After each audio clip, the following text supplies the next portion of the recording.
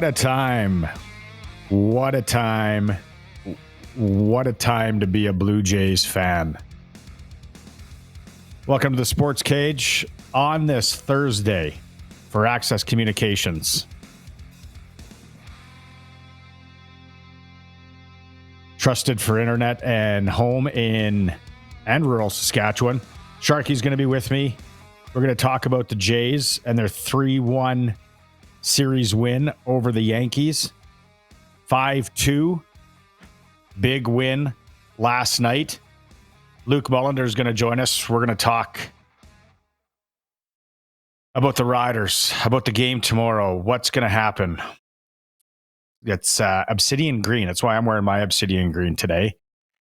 Also, we're going to hear from Arash Madani. We'll talk lots of Blue Jays there. The SJHL report, some more from the Rider camp, Glen Suitor, and a nice interview with DeMarcus Fields coming up later today. Is Sharky in tow? Is Sharky in the house? Do we have check the 1 man? 2? Check 1 2. Yeah, I'm here. Sharky. I'm here, Barney. I the one thing I can't figure out for the life of me. Math. Blue Jay fans. I'm with you. I'm riding here. Why in the world do we celebrate when we're advancing to the semifinals? You know, I had that conversation today with the client at lunch, and exact same. Like, you just won a series. Like, we don't do that in any other sports, that we have that kind of celebration just for winning a series. Like, we're advancing. And they do it like when they win the pennant, when they claim they're in the playoffs, they do it every time. Yeah, there it is. I don't get it. If you're watching the stream, yeah, like it's champagne and beer, and they're handing out the goggles as they walked in, and I just, for the life of me, and hey, Prairie Land Rentals text line 936-6262. If you're a baseball purist, if you're just a baseball fan, can you please let us know why? Has this all, like, I remember watching, it's been quite a few years that I see it, but I'm like, has this always been like this? I can't wrap my head around it. It kind of annoys me, but I'm just more very curious. Yeah, if you think about it in terms of just other sports, they don't do it. But if you think about it in terms of life, do we do it? Do you celebrate that way just when you get married, or when you ask her, or when you go out on the first date, or like we don't have those sort of celebrations of a little bit of success. We have it when we have all the success. This is like part of the journey. It's not over yet. When you finally signed those papers, was that the big celebration for you? Oh yeah. That's where the champagne comes out. That's the champagne came out that day. Yeah, that was the end. Woo! Let's go. Yeah. But like I said, and I've been joking about it this week, but I've watched 2 front-to-back games here, and I've been on the edge of my seat.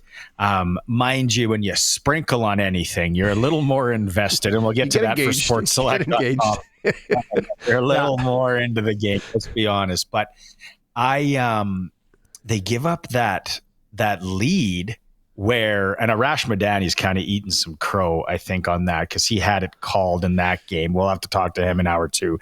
But they give up that lead, and I'm like, ooh, this is only 5 games. Like, it's now 2-1 in a 5-game series, and you got to go back to the Bronx when you pissed away that lead, for lack of a better term. Yeah. Pitching with the bullpen. I forget what's the guy's name. He did, and then he started last night, and I'm like, this could really turn in a hurry for the Blue Jays. And then I start thinking about my mom and like all the diehard fans I know, and I'm like, nah, that's not. It can't happen. They're like, so it's impressive though. Like, I gotta say, what they're doing.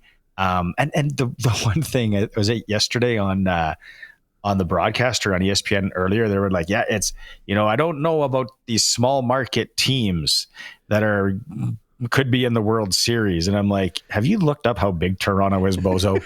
Like, it's pretty big. They regard only New York's the big. New York and LA are the two big market teams, and everybody else falls behind. The one comment I'll make though, and lots of people were, "How's New York back into this?" New York had the same record as the Blue Jays. Like they were win-losses, they were the same record as the Jays all season long. They just lost the season series against the Jays to finish second. So they were a very, very good ball team. Like New York was not the Sacramento/Oakland Athletics. They were a good ball team. So you couldn't take them easily and you couldn't take them lightly. And I don't think the Jays did that. I think they buckled in and made sure they got the W's. Again, we'll talk more with Arash Madani for Brian Gawley and Smart Investing Solutions coming up in hour 2. Really curious to just ask some basic questions to Arash, like who do the Blue Jays match up better against? I don't know. What does this do for the rotation with this many days of rest? It's not a ton, but because they're firing tomorrow in game 5 of that one. So yeah, we'll talk to Arash more in hour 2. When Sharky is here, he is brought to you by Flooring Superstore, Trent Dickin and his team. Now over 20 years in business on Park Street. Anything you need, whether it's for you to do it yourself and the cash and carry prices, or they can find someone to do it. They're always supporting local as well. Flooring Superstore. Sharky is brought to you by there. Okay, tomorrow night, again, like I said, I'm wearing my Obsidian green here. It's the lights out game. I know you're going. I will be there. Yes. Are you light on phone guy? Do you try and sneak in a lighter and go old school? How are we, when they want you to light up the stadium? I'll be phone guy. There'll be no lighter in my pocket. I'm phone guy. Yeah. I'm not allowed to carry lighters or matches. There's some sort of legal requirement. But yeah, I'll have the phone on for the lights out game. Would it be possible it's a little bit late for this one, but maybe for the playoff game, can they allow the Flame to come back for one game? I know we did a segment on that a month ago and people were texting in his name and how great he was, but wouldn't that be something just for the playoff? It's outdoors. Like I get we're in a culture now where everything can be canceled and you can be like, you got to be on your P's and Q's and you can't do this. Oh no. And you can't have fire inside or whatever. I don't see why it's outside, but he can't roll up. If he still got it, if he still has the Flame, if he still has the contraption, I think that'd be cool. Well, I think somebody's got to be able to fab one up, first off. And even if he doesn't want to do it, does somebody else want to bring it in?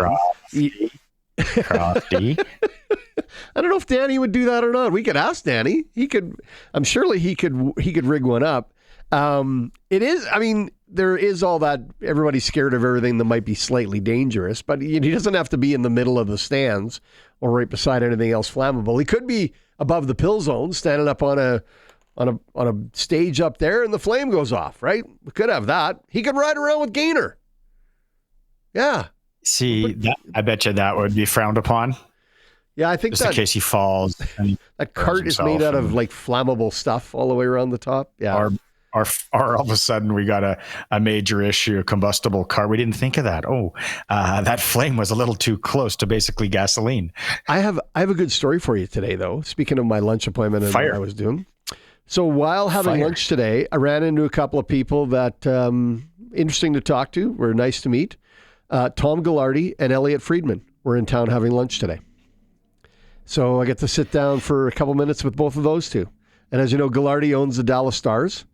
And Elliot, of course, of Hockey Night in Canada and 32 Thoughts. So, yeah, interesting chat with those. There's nothing says third night of the NHL season and a heavy schedule tonight like sitting in Regina for Elliot Friedman. There's got to be more to the story. There has to be more to the story. So Tom Ghilardi owns all the chops. So he was in to look at his new chop, make sure it was up to his standards, everything was right. He was in there for lunch, and we just happened to be in at the same time. And Elliot was on the tour with him. Elliot's meeting up with him here to fly to Winnipeg, where the Stars are playing tonight. So that's where they're off to next. Yeah. So that was a connection. Okay, now I wasn't sure if they're just pitting in at the Regina Inn or the Ramada downtown and watching some hockey.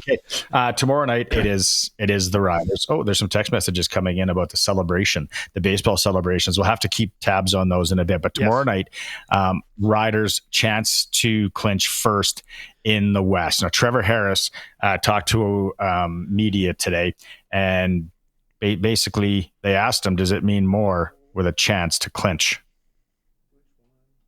Oh, here we go. Harris won. If you make it more important, does it change anything? I've always felt this way about billboard material. Like, if you talk smack before a game, like, so what, you're going to try harder if I say something crazy? Like, I don't know, I'm not going to try harder or less hard tomorrow based on anything other than loving my teammates. And I've kind of just read in a book one time that, something that what motivates soldiers when they're going to war is not the hatred of the enemy, but the love of their brothers. And so I've always just kind of been motivated by the guys in our locker room. And so, tomorrow's go 1-0. Hate to say it and hate to be boring, but I don't think he's being boring. I think he's being honest, right? That was a very stock answer, but then he's throwing some knowledge, throwing some book learning at us and a quote. So getting intense there. We got to get into Trevor Harris's library. Yeah. What are you I'm not looking forward to, but what are you interested to see early in this game from the Riders? I want to see up tempo, the pace of play. I want to see them take the play to the Argonauts, both offensively and defensively. I think this is a chance for them to really, and I don't want to say Toronto's a team that's down, but I mean, they're on quarterback number 4. I noticed they put one of their linebackers out. He's on long-term injury. So they're a team that really is going to need some bounces if they're going to be in this football game. Don't let them be in the football game. Establish tempo, establish speed, establish dominance on the offensive and defensive line, and take the play to Toronto. That's what I want to see. I'm done saying that a team shouldn't be in the game, and they probably, because every time I've said that in the last little bit, I've either been wrong or, like last week, I've been on the edge of my seat, in my pants, because I got a massive wager on of some sort. But Trevor Harris on Harris 2 here, he did address the offensive issues that they had in Ottawa last week. It wasn't execution stuff. It was just shooting ourselves in the foot, and that's what was disappointing. But the fact that we moved the ball, the opportunities were there, we had the plays. Just we shot ourselves in the foot, whether it's penalty or mental or something silly. It wasn't really like necessarily like things we've had in the past where it's like guys taking their turn with an execution. It was just mental stuff and penalties, like I said, little things like that. And so it was kind of like shoot ourselves in the foot, something we hadn't done all year. And so I was disappointed about it. But make no mistake about it, it's the talent level in this league is very, very level.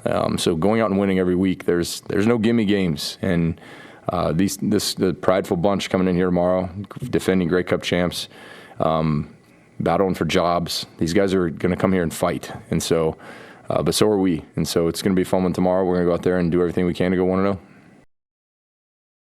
I think the important thing I take out of that is everybody's a pro. Like it's not like junior hockey where you get a line of 16-year-olds you get to run over. Everybody here has played at some level, been drafted, got a free agent tryout, whatever the case.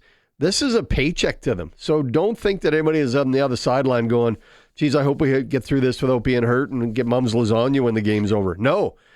Sure. It is a paycheck. For sure somebody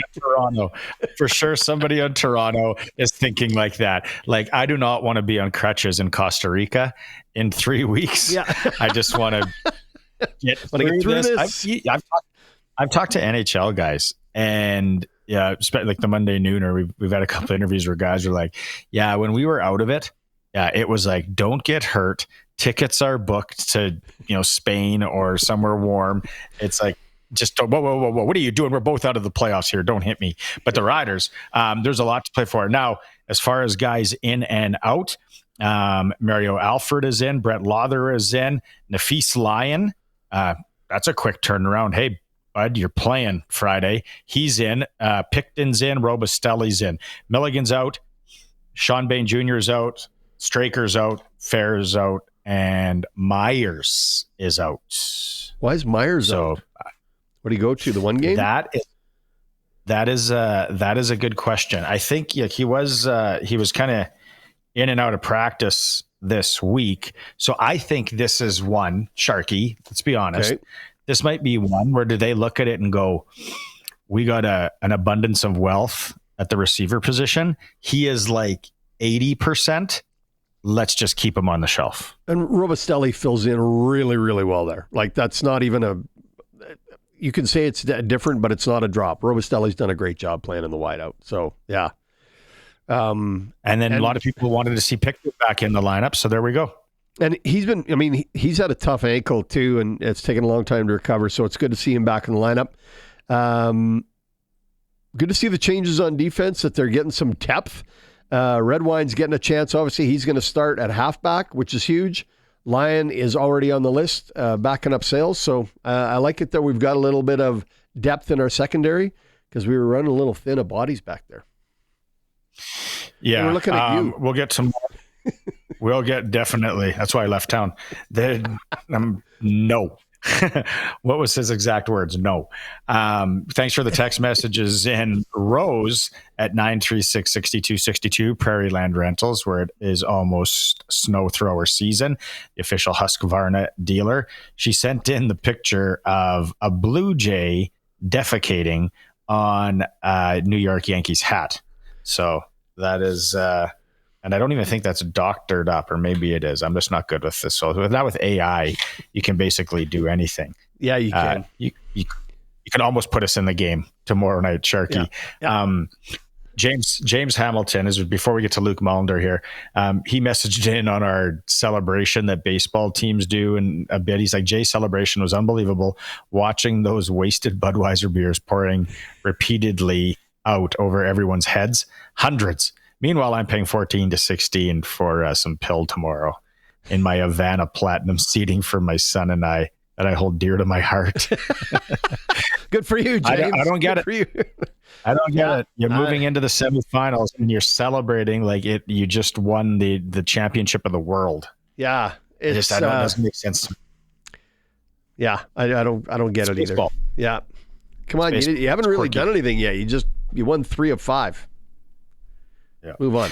Sharky is brought to you by Flooring Superstore. The show on Thursdays is brought to you by Access Communications. We'll take a quick break. When you come back, we're hoping to be joined by color commentator on our Rider Broadcast Network, Luke Mullinder. It is a SportsCage, streaming at sportscage.com and on 620 CKRM. Hey, welcome back for Access Communications on this Thursday, day before Riders take on the Argonauts. Hey, we are going to have Rider tickets to give away in the show at some point in the show. Stay tuned. And it's not just one, it's not just two, it's a 4-pack of Rider tickets to give away right here at some point in the show today. You got to tune in. It's called what is that, Cume? Do they call it in the game, or you keep people on? And then we also have 2 tickets to the Regina Pats game against Vancouver on, is that Saturday night or Friday night? Saturday night. Yeah, I wouldn't be on the same night as the Riders, although you never know.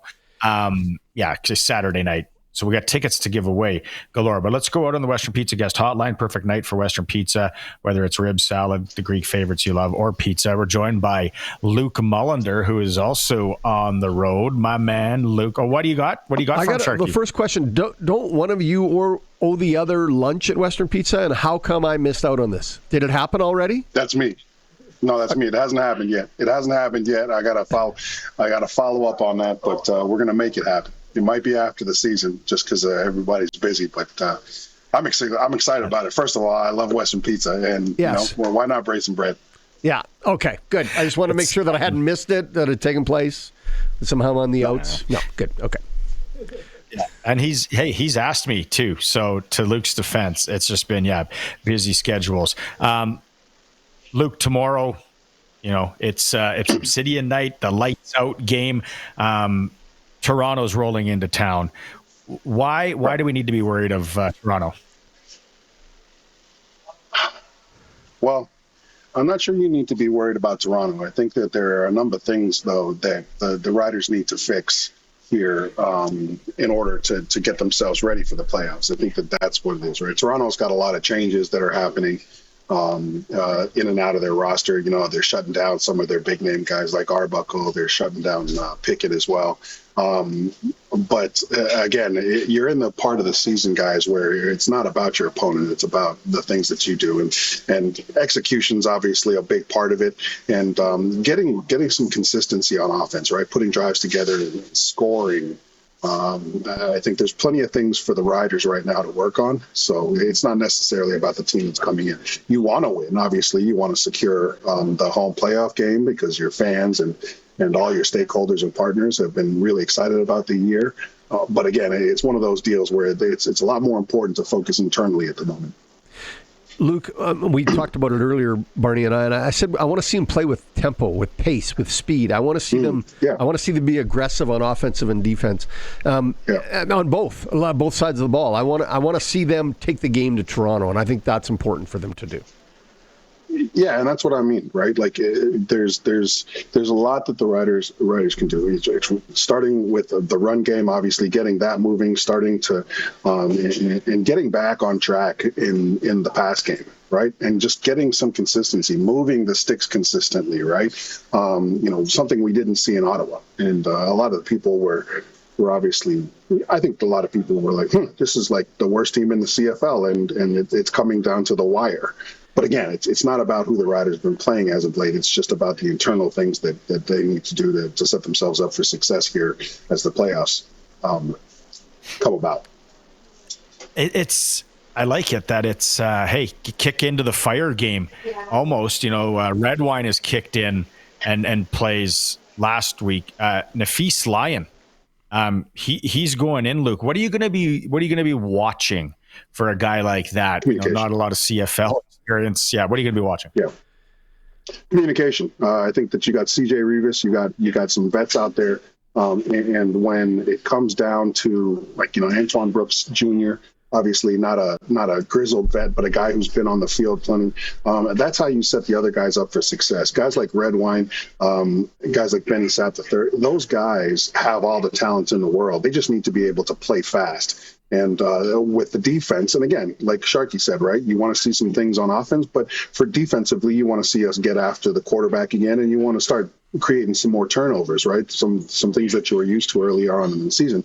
And the way to do that is to play fast. So it's all about communication, making sure guys that are new to the roster, making sure they know where to line up. It's the old saying, right? Alignment, assignment, execution. Those guys got to understand where they need to be when the call's made. They need to understand what they need to be doing when the ball snaps, and then can they go out and execute. And the reason, their playmaking ability is predicated on the ability to play fast. And the ability to play fast is only enabled when you're not thinking out there and you're just playing. You know what I mean? And not thinking means that you know where you're supposed to be. A question I got for you, and it seems ridiculous that we're still talking about the kicking game, but Campbell Fair did not have a great weekend in Ottawa for whatever reason. We're bringing a lot. Oh, wait a second. Hold on, Sharky. So Sharky, you mean to tell me that the young kid that had been doing nothing but practice roster kicks missed a couple field goals in his first time?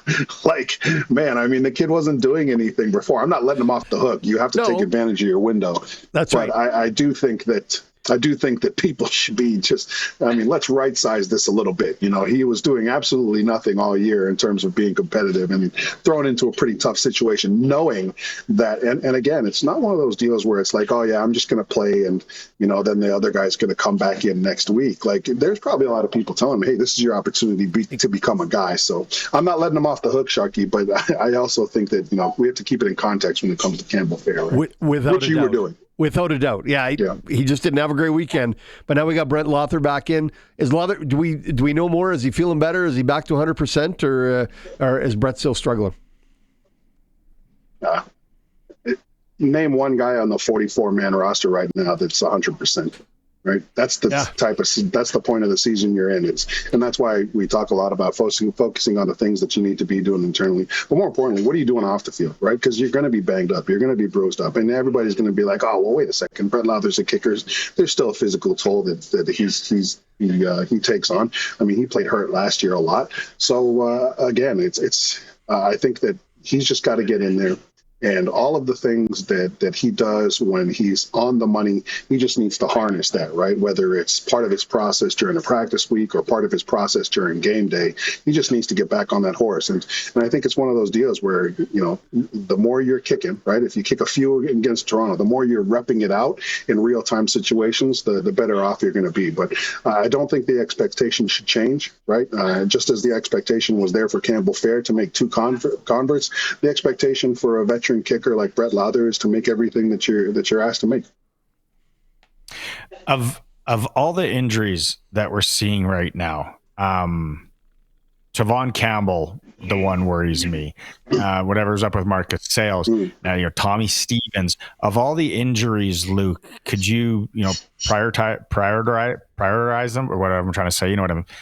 Yeah, prioritize. Where yeah. Is it Campbell and Sales? Like Tommy Stevens, I find like having him out is and how long is he out for? That worries me. Yeah, having Tommy Stevens, the guy I'm worried most about is Roland Milligan. Agent Zero is a guy that has been their best player, and statistically he hasn't been there this year.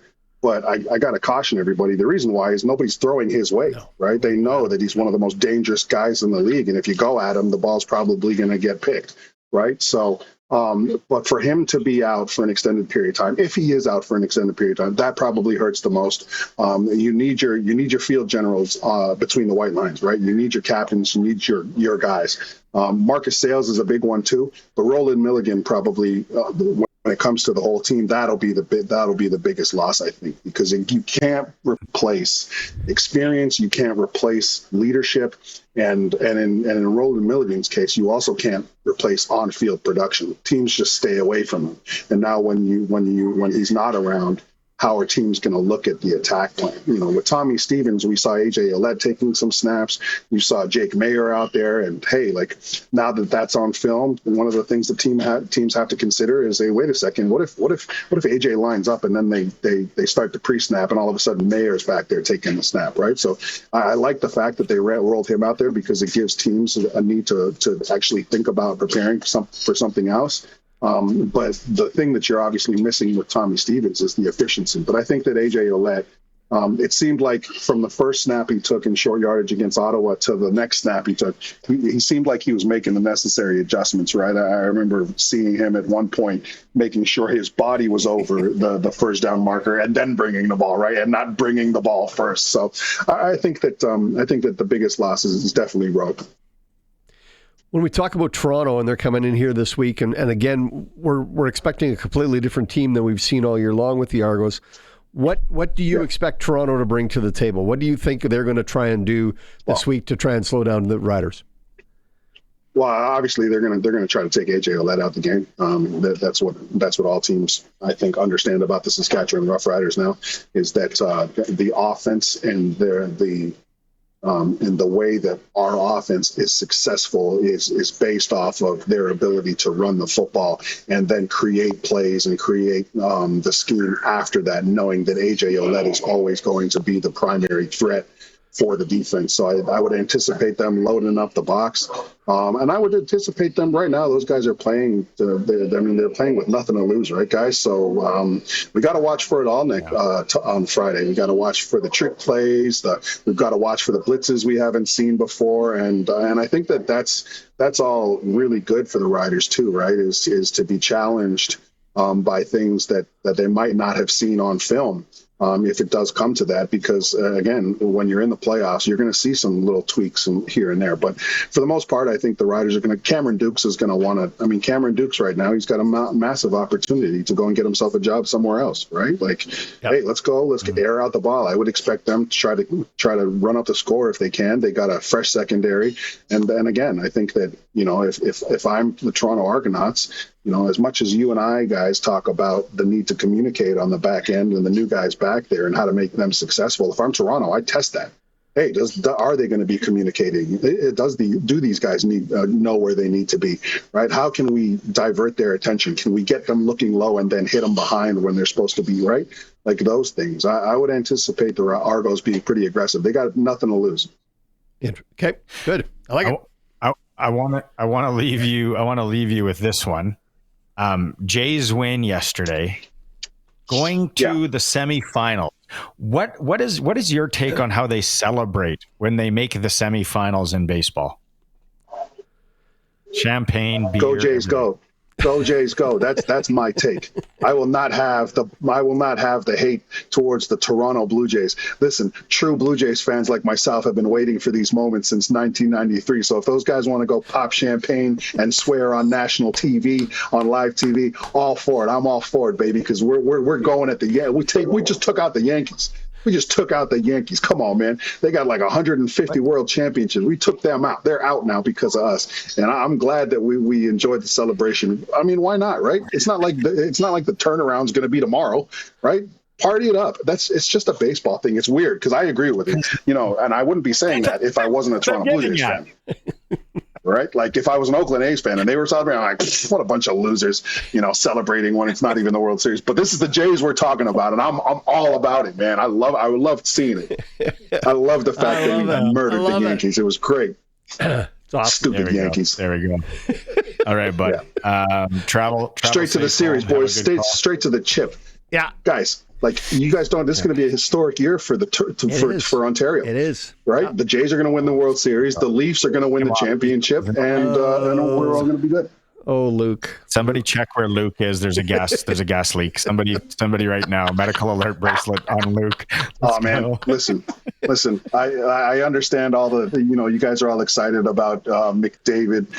Going and taking his little discount to try to. I can't wait till the Edmonton Oilers get bounced in the first round of the playoffs this year after he took a discount after he let the business because and we're gonna down. Anyways, boys, it's going to be a great year for Toronto sports. Sounds like there might be another pizza on the line, is what it sounds like. Yeah, I'm not running from that at all. Let's get the first wheel out of the way, though. Yeah, exactly. Yeah. The word is you got to get the first wheel out. That's how guys lose their house. They don't take care of the first bet that they owe, and they just keep on compounding it. And next thing you know, their wife's left them. They have no house, no kids, no nothing, and they're sitting out on the street, begging for change. Don't want that again. That happens, boys. I'll see you later. Play responsibly. Play responsibly out there, everybody. After that comment from our man Luke Mullinder, have a good call tomorrow. Thanks, Luke. Luke, have a good show, boys. Good to talk to you. Never a dull moment. I love it. Prioritize is a hard word for Barney to say, apparently. It's a big word. It's a big word for the barnyard. Yeah. I don't think it's that big. No, it's just one of those ones that gets stuck in the word salad, and it's tough. It's tough to bounce back. Yeah. But we did. We move on. Focus in. You know what? Someone was just texting in on my personal phone. When are we giving away these rider tickets? And I said, you honestly think I'm going to tell you that? On my personal phone? Yeah. Hey, you know what? I like what Luke said, that we gotta watch for Toronto for all the oddball stuff, right? Like they got nothing to lose. They're pulling out all the stops. Watch for the blitz. Watch for the corner blitz. Watch for the trick plays. The trick plays, the flim flam, the Statue of Liberty, the whole thing, right? Pass. The quick kick. Watch for it all. Toronto's going to try to do everything they can to throw the Riders off. And great comment by Luke on that. And that should make Friday even more entertaining. Watch to see what Toronto's up to.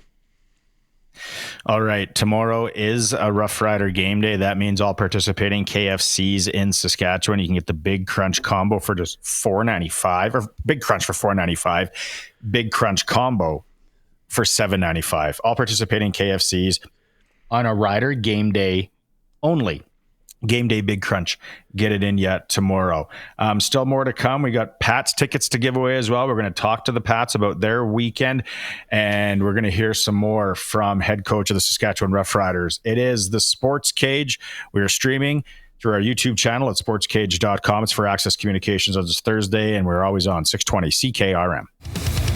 For Access Communications on this Thursday, and Sharky's with me. He is for Flooring Superstore, Trent Dickin and his experienced team. Talked about it tomorrow. Riders Argos. It's lights out. I went to it last year. Really cool. They're wearing the Obsidian. That's why I donned my Obsidian today. Coach Mace did talk about just the atmosphere and the excitement of fans coming to the game Friday and hoping to see them clinch. Well, just anytime we're hosting a game here to have Rider Nation, we missed you. I feel like it's been a while, Can't wait to have everybody out here. We're a team, and that's the people included. They are so much a part of what we do. They feel like crap if it doesn't go good. So do we. They're elated when things do. So are we. So that just tells me we're one and the same. So, we need you out here to help us win. So look forward to seeing you. Yeah, it's a little bit of a plea for people to come out, get off your keisters, your wallet a bit, get out there, support. You can get into the game for, I don't know, what is it, $29? $20 at Co-op, right? Don't they have a special through the gas stations and the grocery stores? Anyway, the point being, Riders do better when the stands are full, right? They appreciate the feedback they get from the fans and the energy they get from the fans. They love it. The other team hates it. Teams hate coming here. It's hard to play here, but it's harder to play here when the stands are full. So that's what they're asking for. Fill the park. Make it a hard place to play for the visitors. And I agree with them, right? Let's have some fun. It's Friday night. Let's go watch a football game. What are we going to do? What time? Well, you always have your schedule. Is a Friday 7:00 kickoff. Do you eat before? Or you just have the chicken wings? Where do you land on Friday again? I forget Sharky's regiment. Oh, Friday will be a 4:30 chicken wing, maybe a small burger, something like that. Small pizza, half pizza sort of thing. Couple of warm-up beverages. Get ready for the game. Yeah. Yeah. Okay. And great weather. We're supposed to have a beautiful day Friday too. Yeah. Yeah.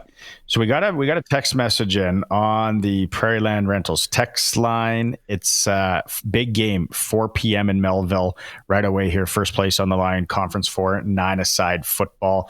Melville Cobras versus Foam Lake. That's from Tyler. I know about it because we're the only outlet that does Friday Night Lights, our weekly look at high school football, and it is on right now. Time now for Friday Night Lights, your weekly look at the exciting high school football scene in Saskatchewan. Brought to you by Warren Steinley, Member of Parliament at Regina Louvain, and always on Saskatchewan side.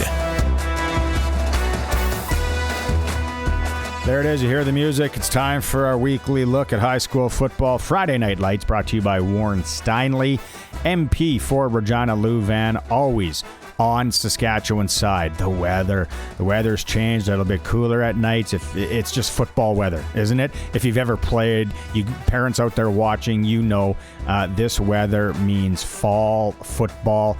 We have provincial playoffs right around the corner. So much fun.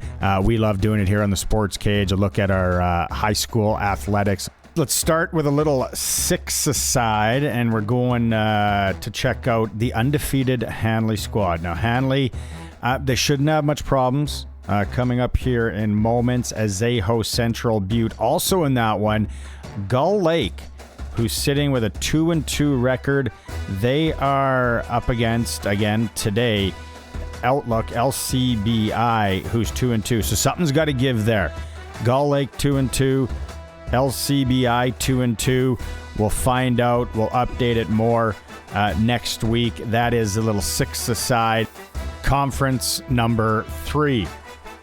Over at conference number 4, no surprise who's going to finish first in this one.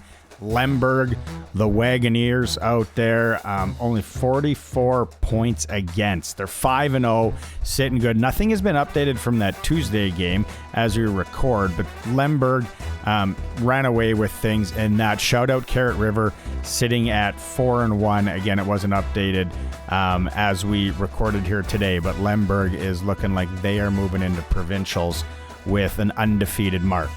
Okay, let's move over to 2A, 6-a-side.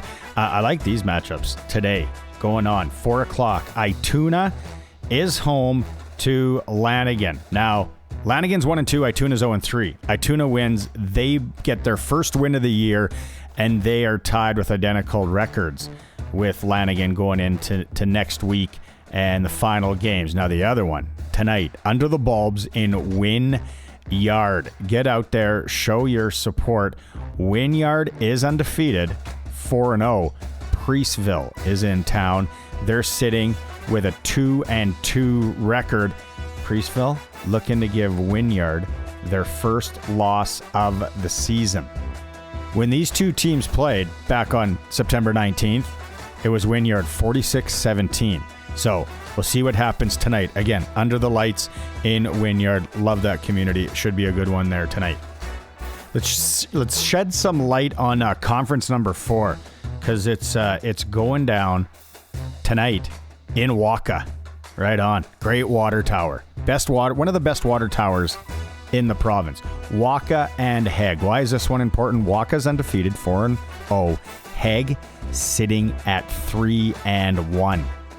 When these two teams played on September 19th in Heg, it was 74-68. Waka with the win. So Heg want to redeem themselves from that one. Tight one. They want to give Waka their first loss. So it's going down tonight. If you're in the Waka area, stop at the Crossroads. Visit the Kushneriks. They used to have a great bakery. And they got a Dairy Queen and stuff across the street there now. Looking really good. Waka tonight, 7 p.m. Heg is in town. Should be a good one. Okay, shifting to 9 aside, conference number 2. Lumsden, the class of conference number 2, 4-0. Now, here's an interesting game coming up tomorrow in Indian Head. Indian Head is hosting Fort Capel.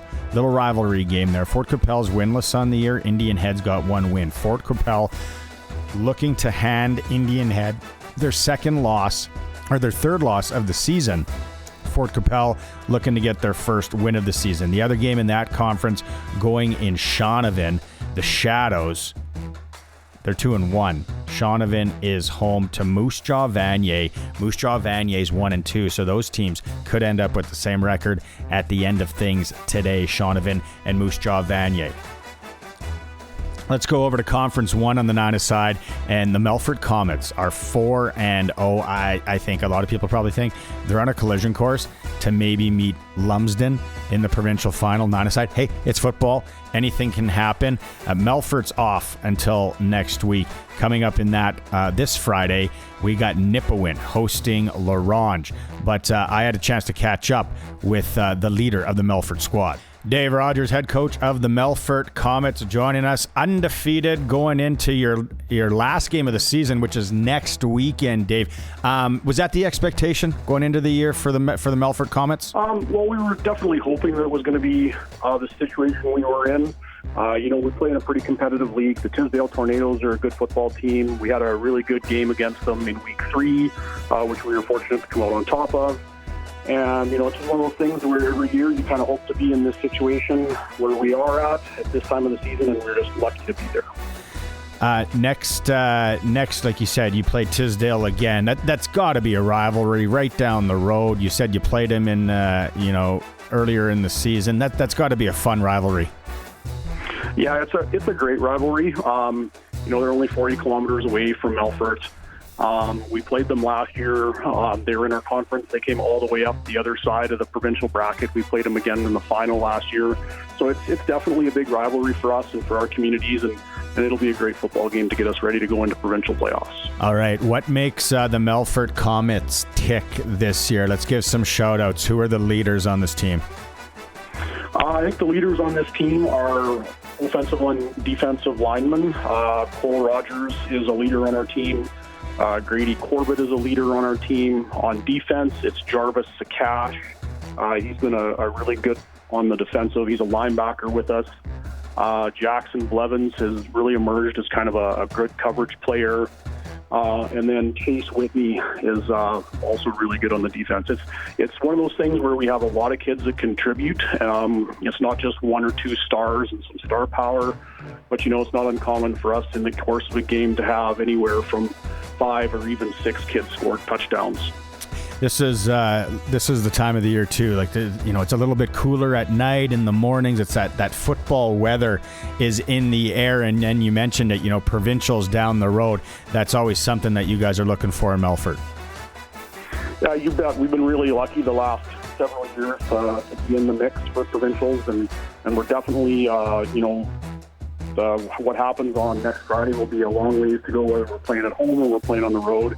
And it's just a great time of year. You talked about a playoff football special. The fall is special, especially when the air turns cold and, it starts to really matter. And then the only other thing I'm wondering, like Melfort, we know Melfort as a hockey town. You mentioned Blevins, right? And what the Mustangs do and all that. Is Melfort kind of a little bit of a football town too in the fall? Yeah, it's kind of a little bit of a football town too in the fall. In the last few years, we've had a lot of success on the football field. It doesn't hurt that we have Logan Furlan, who's from Melfort, playing with the Riders. Mm-hmm. We have some Melfort kids that are with the Rams. We have a Melfort kid with the Huskies, a couple with the Thunder. And so we've had a real good, successful run here of turning out some good football players that have gone to play some post-secondary. And it's really kind of helped turn the community into a bit of a football community. I love it. Well, thanks for taking some time, Dave. Best of luck the rest of the way and then that playoff run. No problem. Sounds good. Thank you, Barney. Melfort, no joke. They got things rolling over there. Let's go over to a little 12-a-side and the South League when it comes to 12-a-side. If you look at the standings, Moose Jaw Central 5-0 atop things. Points scored 229, points against just 39. All right, in that conference coming up this weekend, we have Saturday. All Saturday games, Thanksgiving, Turkey Days. Maybe they'll have it out on the field like they do in the NFL. In Weyburn. Weyburn is hosting the power that is Moose Jaw Central. Also, we have Estevan playing host to Moose Jaw Peacock. And then at Libel Field at 6 o'clock, that's Balgonie's home. Balgonie, who's 4-1, will be taking on Swift Current 3-2. That will be a good game. So all the games are on Saturday, one in Regina, one in Estevan, and one in Weyburn, 12-a-side South. And then let's finish it off as it is the final weekend of play for the Regina League. We have Sheldon Williams at Tom coming up at 5:15 tonight. Leboldus and Riffle, 5:15. They're at Mosaic. Sheldon Williams and Tom are at Libel. Those are the 5:15 game. The late game at Libel will be Martin Luther and Belfer. And then the late game at Mosaic is Campbell and Miller. Coming up tomorrow, Winston Knoll O'Neill at Libel at 3:30. So that's the early one. Standings wise, Campbell undefeated on the season. Miller right there nipping at their heels in the Stewart Conference. 4-2 is Johnson, but 4-1 is Tom. So that's a rundown of Regina, the playoffs. We'll have all that updated next week. Friday Night Lights, our look at high school football around the province. Thanks to everyone who's emailed in. hi at sportscage.com. Playoffs are around the corner. It's going to be a lot of fun. Maybe there's some games we should go to. Let us know. It's brought to you by Warren Steinley, MP for Regina and Louvain, always on Saskatchewan's side. Thanks to Warren Steinley, sponsor of Friday Night Lights. It is a Sports Cage. We are the home of local sports in Saskatchewan. We're streaming at sportscage.com, and we're on 620 CKRM. Riders and Toronto tomorrow, lights out game. Riders are a minus 10.5 point favorite on the point spread from Sports Select. Major League Baseball, Jays advanced, of course, last night. They're going to await the winner of Tigers and Mariners, who play Friday 2-2 in that series. NFL, Giants 1-4 at Eagles, 4-1 tonight. NHL, lots of firsts again tonight for the season. Sens first in Tampa. Jets host the Stars. Canucks, they welcome the Flames, who, what a game last night. Canadians lost last night, and they're in Detroit. It is the Sports Ticker in hour one for Reliance Heath. Rent a new water heater and softener together and get $400 in cash back. Call on Reliance Heath today. It's time for news. When we come back for hour two, we're going to have Arash Madani. It's a Sports Cage, streaming at sportscage.com. Welcome back. Like he said, it's for Access Communications on this Thursday. Sharky's with me. When Sharky's in the seat, he's for Flooring Superstore. Cash and carry prices that can't be beat. Visit them on Park Street. Been in business for over 20 years. Still to come this hour, Arash Madani in a bit. We got the SJHL report. Sharky and I are going to do that. That is, we got a new sponsor on that one as well that we'll have fun reading. Talk more about the Jays with Arash, but we'll get to more into the Jays as us as well. And we have winning to do, Sharky. We're going to give away 2 tickets to Saturday night's Pats game. 2 tickets. You got to text in right now. You got 10 minutes to do it because we're going to start by talking some Regina Pats before Arash. Dante to Caria is on 936-6262. So let us know you want to go to the Pats game. Dante to Caria, voice of the Regina Pats, is joining us. So Dante, we got games this weekend. We got Saturday and then the ever popular afternoon Thanksgiving Monday game. That's right, Barney. Thanks for asking. Thanks for having me on. Yeah, on Saturday we've got our Oktoberfest game, so that will include some food and beverage special, thanks to, of course, our partners at Levy, and as well as some Oktoberfest trivia, and there'll be, some other little tidbits throughout the night, so that's always a fun one. On Saturday, we also have our autograph alley after the game, so a chance for people to come out and to meet some of the players and get some autographs. And then on Monday, it's actually, I think, one of just 4 afternoon games throughout the season. Pats have 3 Sunday games, so those are always ones that you want to mark on your calendar. And we're going to have a public post-game skate. So for anybody looking to come to the rink, make sure you bring your skates, and you'll have an opportunity to skate after the game with the players. Nice. Sharky, nice. Take your jets. Take your jets on Monday, Sharky. No, I don't think I should go out there. I don't think. Barney, that's your role. You go out there and show the kids. I'll pass on this one. Hey, I got a question about Ken Pine, though. Are we going to see him back in the net soon, or has he been banished to the hinterland? What's going on in the goaltending situation? Yeah, Sharky, thanks for asking. I think a lot of Pats fans have been asking the same question. It's unknown. I mean, Marek Schlenker's been playing, some good hockey. I think if the Pats have an opportunity to add a 20-year-old forward, then maybe they would potentially, depart from Kelton Pine. I mean, you have to think if you're a 20-year-old goalie, you want to have your 20-year-old goalie playing more often than not. But, yeah, it's an interesting situation. I don't know if he's going to play this weekend. You got to think that he will get another shot between the pipes, but Schlenker's played well. Tabashnik needs some games as well. You can't have him sitting in the stands. So, yeah, I really don't know what's going to happen between those 3, but they're battling it out right now. Obviously, I think Dale Durkach is evaluating it every single day, every single minute. Thanks. Yeah. So you talked about the, game day hype. Saturday, apparently Sharky, Lederhosen, Oktoberfest game. Monday, Kamloops afternoon game. These are 2 games the Pats can easily win. Vancouver's been struggling as they brought their struggle bus out east. They're in Brandon tonight. And another team that's struggling. But we got 4 points hanging in the balance here, Dante. Yeah, I couldn't agree more with you. I mean, you look at obviously one game as a time, Barney, and Saturday against the Vancouver Giants. I mean, they just got smoked.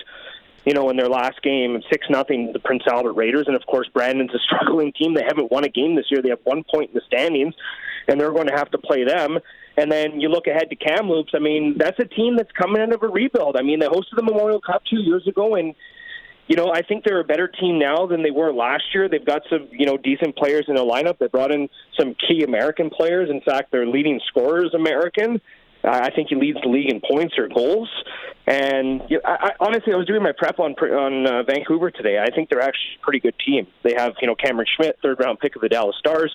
Their goaltender was drafted in the 6th round by the New York Islanders. So, yeah, honestly, 4 points, up for grabs. The schedule has been a little bit light, to be honest with you. I mean, the team hasn't played all week. They've just been practicing. We had a meal at the Keg last night, and the whole team, actually, we stayed there till about 9 o'clock watching the Jays game, and everybody was, jumping up and down and cheering when Hoffman struck out Bellinger for the final out, including the coaching staff, and Brad Haroff was pumped up. So, yeah, it was a kind of pretty fun team bonding exercise. We went there for dinner, and everybody ended up getting glued to the TV. Nice. Good for the I like that. Good for the team to get together. It's good. Yeah, it was fun. All right, Dante, have a couple of good calls this weekend. I appreciate you taking some time. Go Pats, go. All right, go Pats, go. Thanks, Barney. Right on. That is Dante Caria. Pats play again at home against Vancouver on Saturday. And then they have the Kamloops Blazers. John Keane, play-by-play voice. I should actually hook up with Keener if he's coming into town. That's an afternoon contest on Monday. All right, let's get her going, Colson, with Arash Madani. It's time to go coast to coast with Arash Madani for Smart Investing Solutions. Be smart with your money. Call Brian Gawley at Smart Investing Solutions, 546-2533.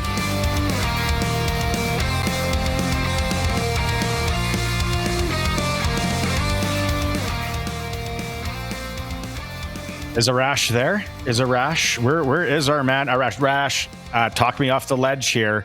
I'm just, you guys, you baseball people are getting me. I'm on. I'm one leg. I'm one big thigh, a schlach, a half a slacka, and my other leg is dangling on this bus for baseball.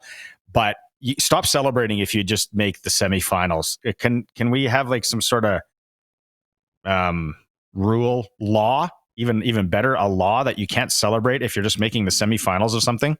Why? What's wrong? What's the problem? Why is everyone mad at everything?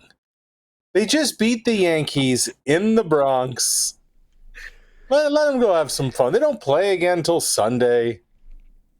I don't care. Yeah, go rent a room, a back room at a billiards hall, or go do whatever you want at the go to the brass rail. Go wherever you need to go, but you cannot celebrate going.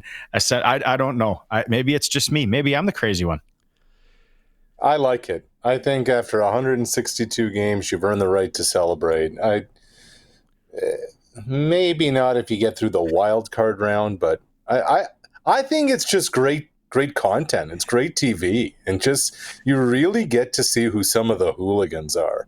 That's some of these guys, they like to get after it. Well, definitely pouring it on the ground. Well, that's for sure. Yeah. And like everything these days, everything's branded, right? Like it's beer sponsor, it's a champagne sponsor. They even have goggle sponsors now. There's got to be something that maybe next year the SportsCage can sponsor the plastic lining that's around the lockers or something. We can supply the garbage bags.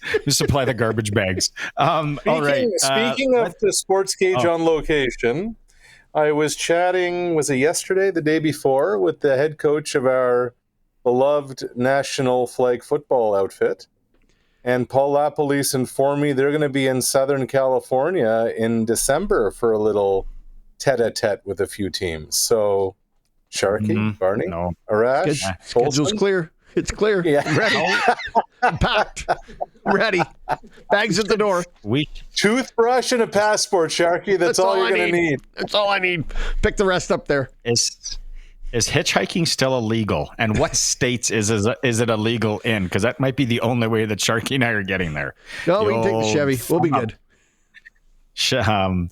That's a long drive. I ain't driving to no way, Jose. Okay, speaking of the Blue Jays, let's get back on track here.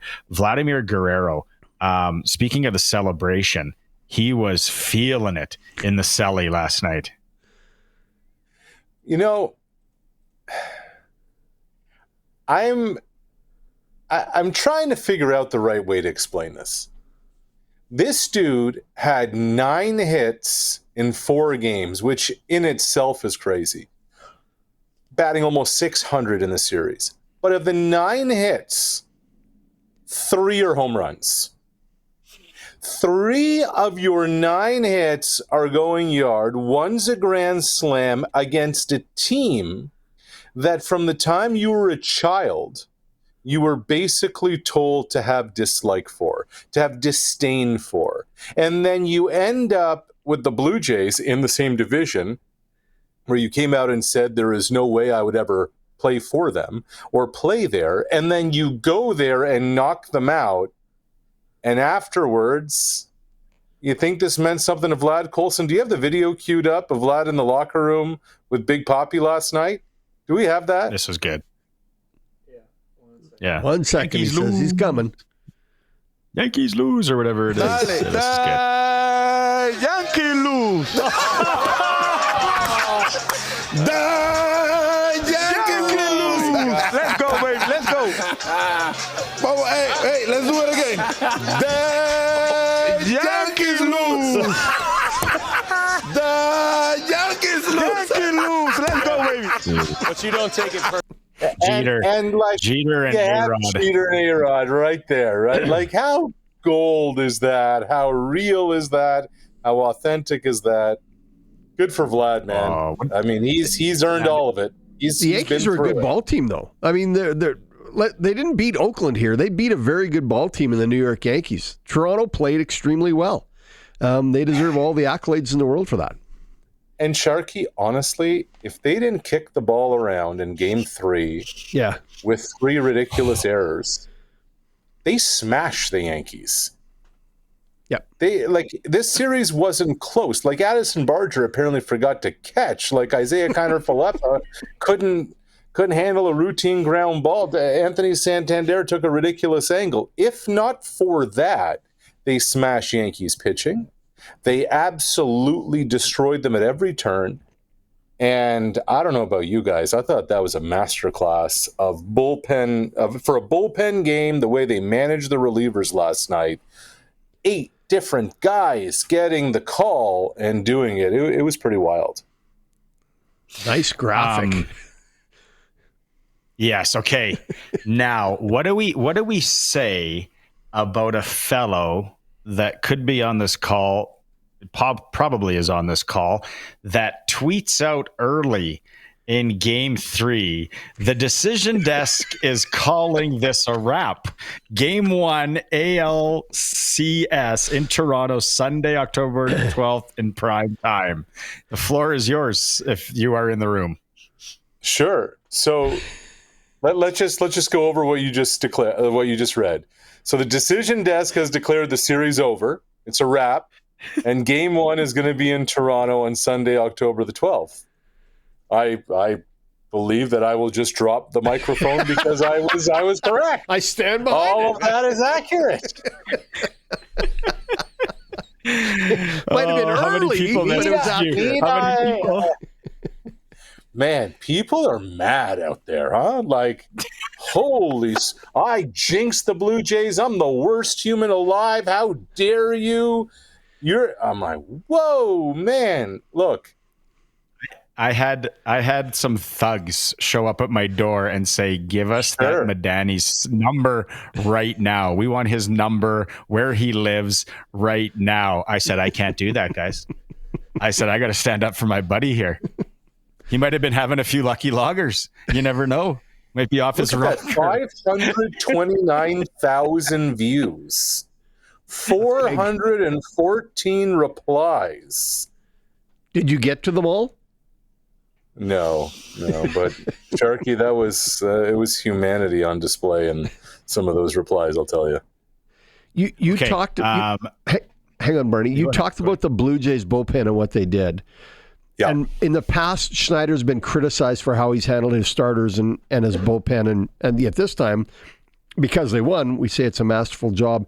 Do we see any changes in some other pitchers being added as they go through to the ALCS? It's a good question. They don't have to set the roster for another 2-3 days. I'm going to get my days correct here. On Tuesday, both Max Scherzer and Chris Bassett threw simulated games here in Toronto. So the question is, may they be in the mix for the championship series? We'll find out. I have a hard time believing Scherzer will be. There's a chance on Bassett. He's had lower back issues. It flared up during his last start of the regular season. Then they put him on the injured list. It's one thing to get away with having really 3 starting pitchers for a best of 5. I don't know if you can for a best of 7. Like, you can get away with Gausman going deep and Savage going deep, and then they, patched it together after Bieber was yanked after 54 pitches and then a go bullpen game. That's fine when you need to win 3 games, but when it's a best of 7 and the rest, that changes the dynamic, Sharky. So I think they're absolutely hoping that Chris Bassett can be ready to go. Okay. What about Bichette? Bo's saying all the right things, Barney. He says he's made tremendous progress the last couple of days, that he's, what else did he say in the locker room after the game? That he's very positive about where things are. He only ran for the first time yesterday. So, do you take a roster spot on a guy who hasn't been in the mix for 5 weeks? I don't think you can. And I think at this point, it's try and ramp him up. And he did swing against Scherzer and Bassett the other day in sim games. But sim games and playoff atmospheres are nowhere near the same adrenaline the rest.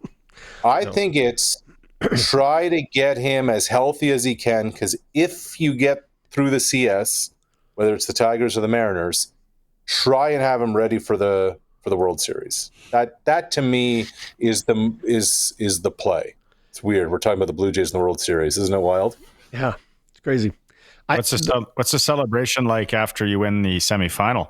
I can't wait to see that and how crazy that will be, because there's only one more 7-game series left after that. That is me being a bit of a jerk store. Okay, but sorry, as a new Jays fan in the last 5 days, who would we rather play against? Who do we rather play against here? Detroit. The Mariners have a much better starting pitching staff. Their rotation is very strong.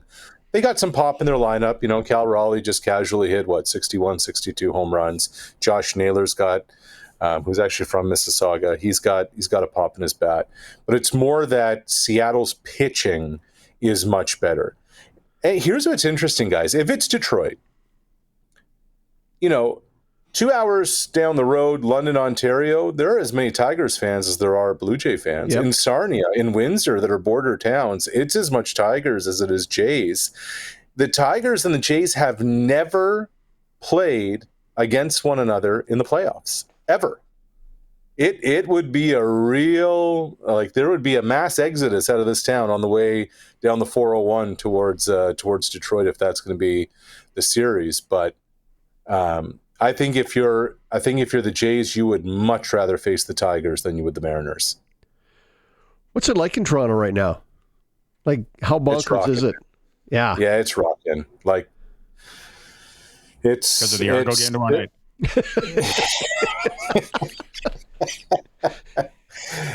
There's real Blue Jays fever. There's real Blue Jays mania. Like they got to the postseason in 2022, and they got to the postseason in 23.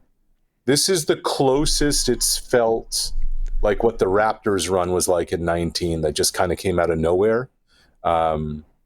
It's crazy how it all works out, Sharky. 2 weeks ago, the Jays felt like they were doomed, like they were finished. Yeah. And now all of a sudden you blink and they can do no wrong. Yeah. We're 4 wins from the World Series. Something else.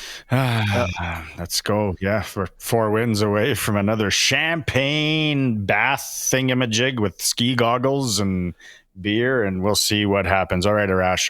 Hey, who do you? What's your most intriguing CFL game quickly this weekend? I'll be honest, I haven't even looked at it, Barney. Perfect. All right, that's our hit with Arash Madani. I'll tell you what, it's not. It's not Ottawa, Montreal. I don't know if there is an intriguing one. Yeah, I guess Winnipeg, Edmonton, just because there's a lot riding on the line for both of them. I also Calgary. Will the Stampeders win another game the rest of the season? That becomes the question too. Yeah, I think I'm very intrigued to watch that one. All right, we'll catch up after Turkey Day. Let's go, and we get to recap a bunch of stuff coming up next week. Thanks, Arash. Thanks, Arash. Happy Thanksgiving, everybody. Cheers. Coast to Coast with Arash Madani, brought to you by Brian Gawley, Smart Investing Solutions. You got to be smart with your money. Call Brian, 546-2533. You look perplexed there. I look perplexed all the time. Could be a gas issue. Anyway, Stampeders Tiger Cats. You need to go to the bathroom. Saturday afternoon, Stampeders Tiger Cats. To me, if there's a game that's going to create a whole bunch of intrigue, it's that one. Ticats have a chance to cement themselves first place in the East, and the Stampeders got to get on the wagon. They got to get back in the right column here, and if they don't, they may not even host the semifinal. Oh, yeah. There's a strong chance that sorry, Jeffrey, if you're out there listening, but let's call a spade a spade. Yeah. You guys, not that we look like gangbusters, but yeah, Calgary, it's an intriguing one. Okay, we got NASCAR. We got your time to shine coming up here after the break, a little clutch performer and a whole lot more. It's a Sports Cage, streaming at sportscage.com and on 620 CKRM. All right, clutch performer time. We could go Toronto Blue Jays, I guess, but we've kind of done that enough. Whoever handed out the goggles, the ski goggles, for the weird celebration as they move into the semifinals. Yes, I'm not going to let that die. I know. I'm not letting it die. Yeah, the bullpen did what they had to do. Okay, but so sometimes we do the unclutch performer for Nick Service in Emerald Park. Who's unclutch? If you're a Calgary Flames fan after last night, you're like, is this how it's going to be again? We're going to do all this weird stuff all year, get all these points and not make the playoffs. I'm actually meeting with Eric Francis in an hour and a half, so it's going to be really interesting to get his take on things. But and he starts with us again next week, which is really cool. But last night in the game, if you're watching the stream, you're going to see it. If not, I'll explain it to you. The puck is dumped in on Stuart Skinner. He's there with Bouchard, and they are kind of confused on who's going to take the puck. And then it is, who scores there for Coleman, Calgary? Isn't it? Is it Coleman? Coleman. Yeah. He just kind of taps it in through Skinner. And you know what? Kudos to him, because at the end of the game, Stu talked to the media and he goes, all right, let's get this out of the way. And he's like, next time I'm swatting it into the corner as quick as I can. And Bouchard can go get run and get it over with on his own. He'll figure it out pretty quick. Yeah, Bouchard's starting to take a lot of daggers from Edmonton faithful for being a guy that can shoot the puck really hard and then. The Darnell Nurse video of shame as the camera's moved over to Bouchard. Is that what you're saying? Is that where the switch has gone? Yeah. Darnell's like setting him up now for different things. It looks even worse. Heads up, they're coming.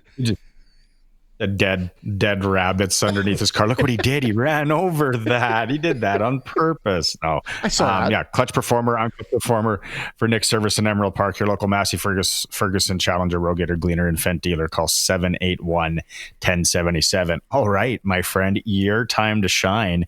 It's time for the Croft Electric NASCAR report.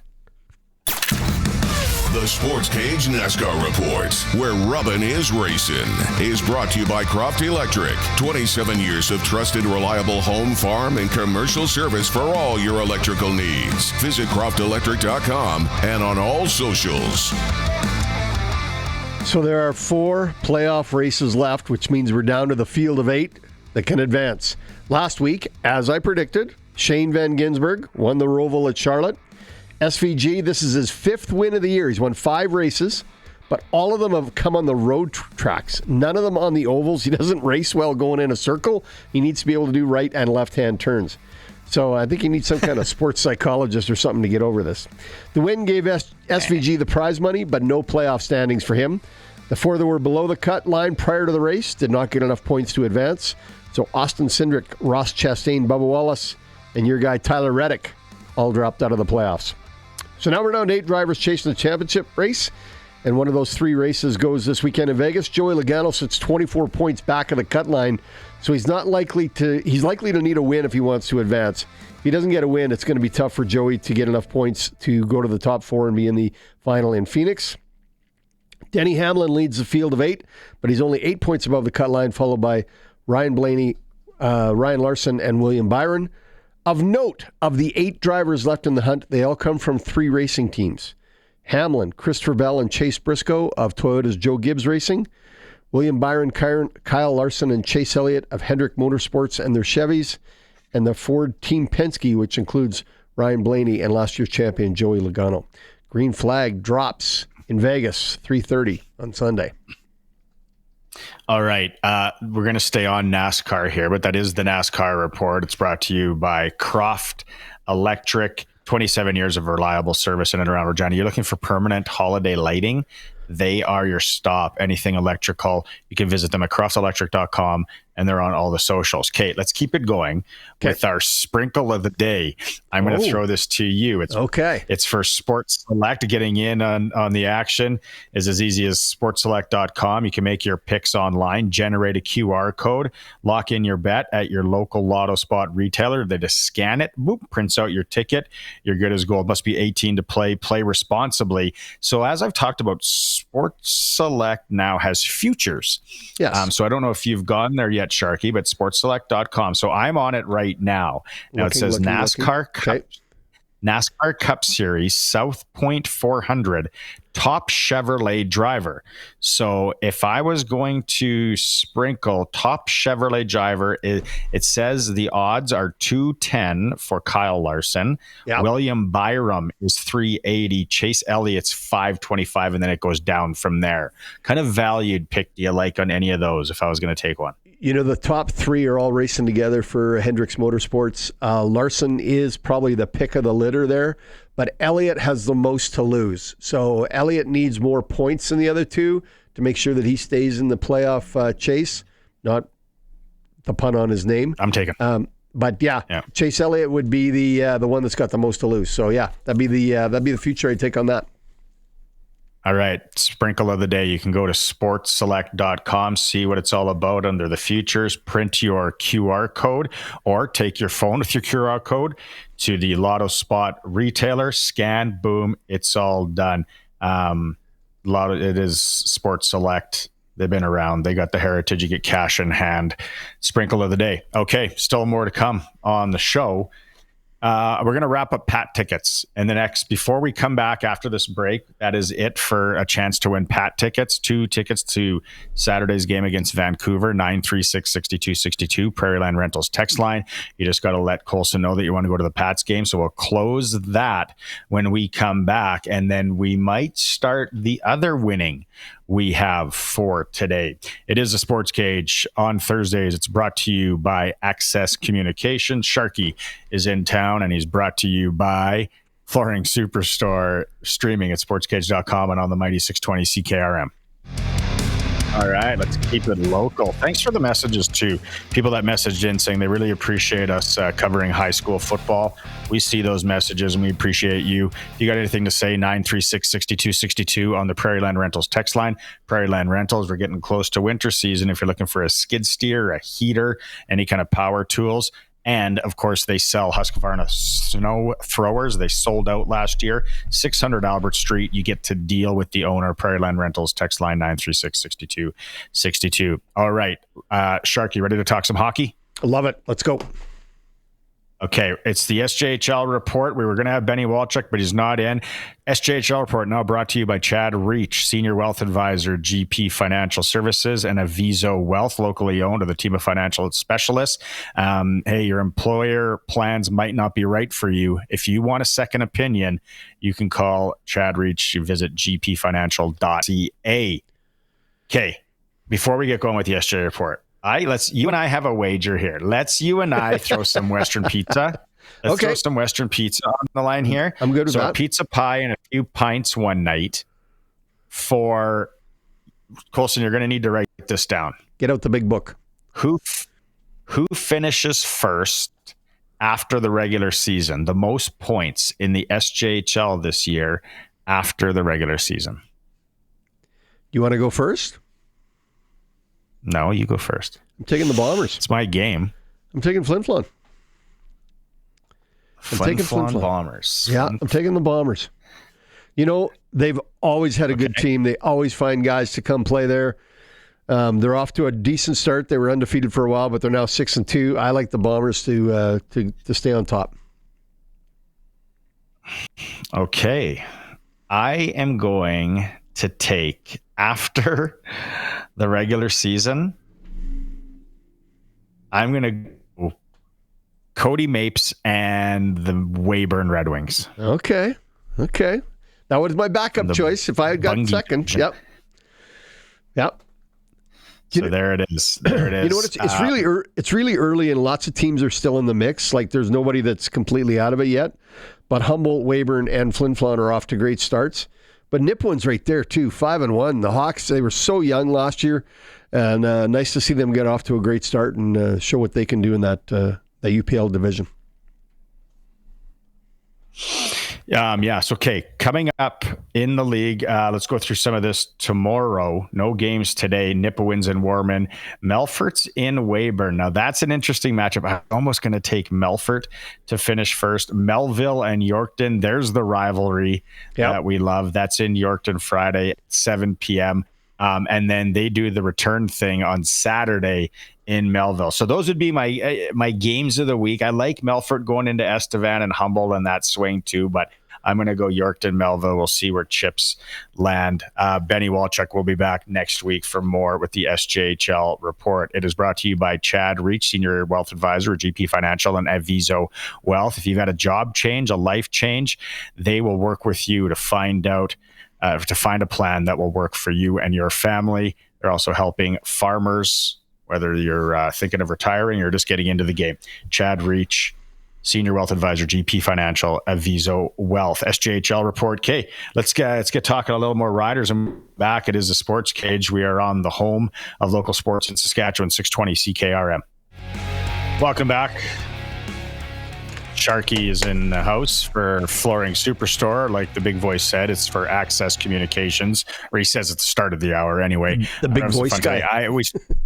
We started the show. We've given away the Pat tickets already. So we do have now 4 Rider tickets for the Lights Out game tomorrow night. Let your hair down. Treat yourself. We got 4 on the Prairie Land Rentals text line, 936-6262. Prairie Land Rentals, $600 per street. You get to deal with the owner. But you got to let us know who are the 3 people you're taking, or if you're giving them to 4, we want to know who. We want nicknames, okay? We want nicknames. Best nickname in the next hour here. Gets the tickets. Is that fun? Is that fun? Okay. Yeah. The nickname of the person you're taking. The 3 people. So I got to come up with 3. So Butterbrickle, Gumdrops. Yes. Butterbrickle, Gumdrops, and Sump Pump. Taking those 3. Butterbrickle. I think you just made those up. No, I didn't. Those are actually nicknames. Butterbrickle, Gumdrops, and Sump Pump. There we go. Try and beat those 3 nicknames. 62. Or you can just make things up like Sharky just did there. I did not. I did not. It is. Feel free to text in if you know those 3 characters. Yes. Tomorrow night, a chance to clinch first place. Coach Mace, he talked about what the vibe is as they're getting ready this week. I think everybody's just kind of locked in, man. I'd be lying to you if I told you it was super different from any other week for us, to be honest. It's we saw a lot of stuff on tape that we just want to be better at. So we get an opportunity to do it this week, which is awesome. Are you glad it's not super different? Is that a good sign that the MO has not changed appreciably given the other circumstances? I think so. From not only myself, I think the staff and, leadership group of the team, everybody's aligned with just kind of our order of operation. And you love that the guys are, locked in on that. So I think it's a good thing. I know that they'll hear all the other stuff, all the other things that are up for stake, no matter what game it was. There's always outside noise that I know the guys, they hear. But for the most part, everybody's just looking to go execute and try to win a game, man. He's right. Yeah. And, Luke said it too. Execute. That seems to be the focus.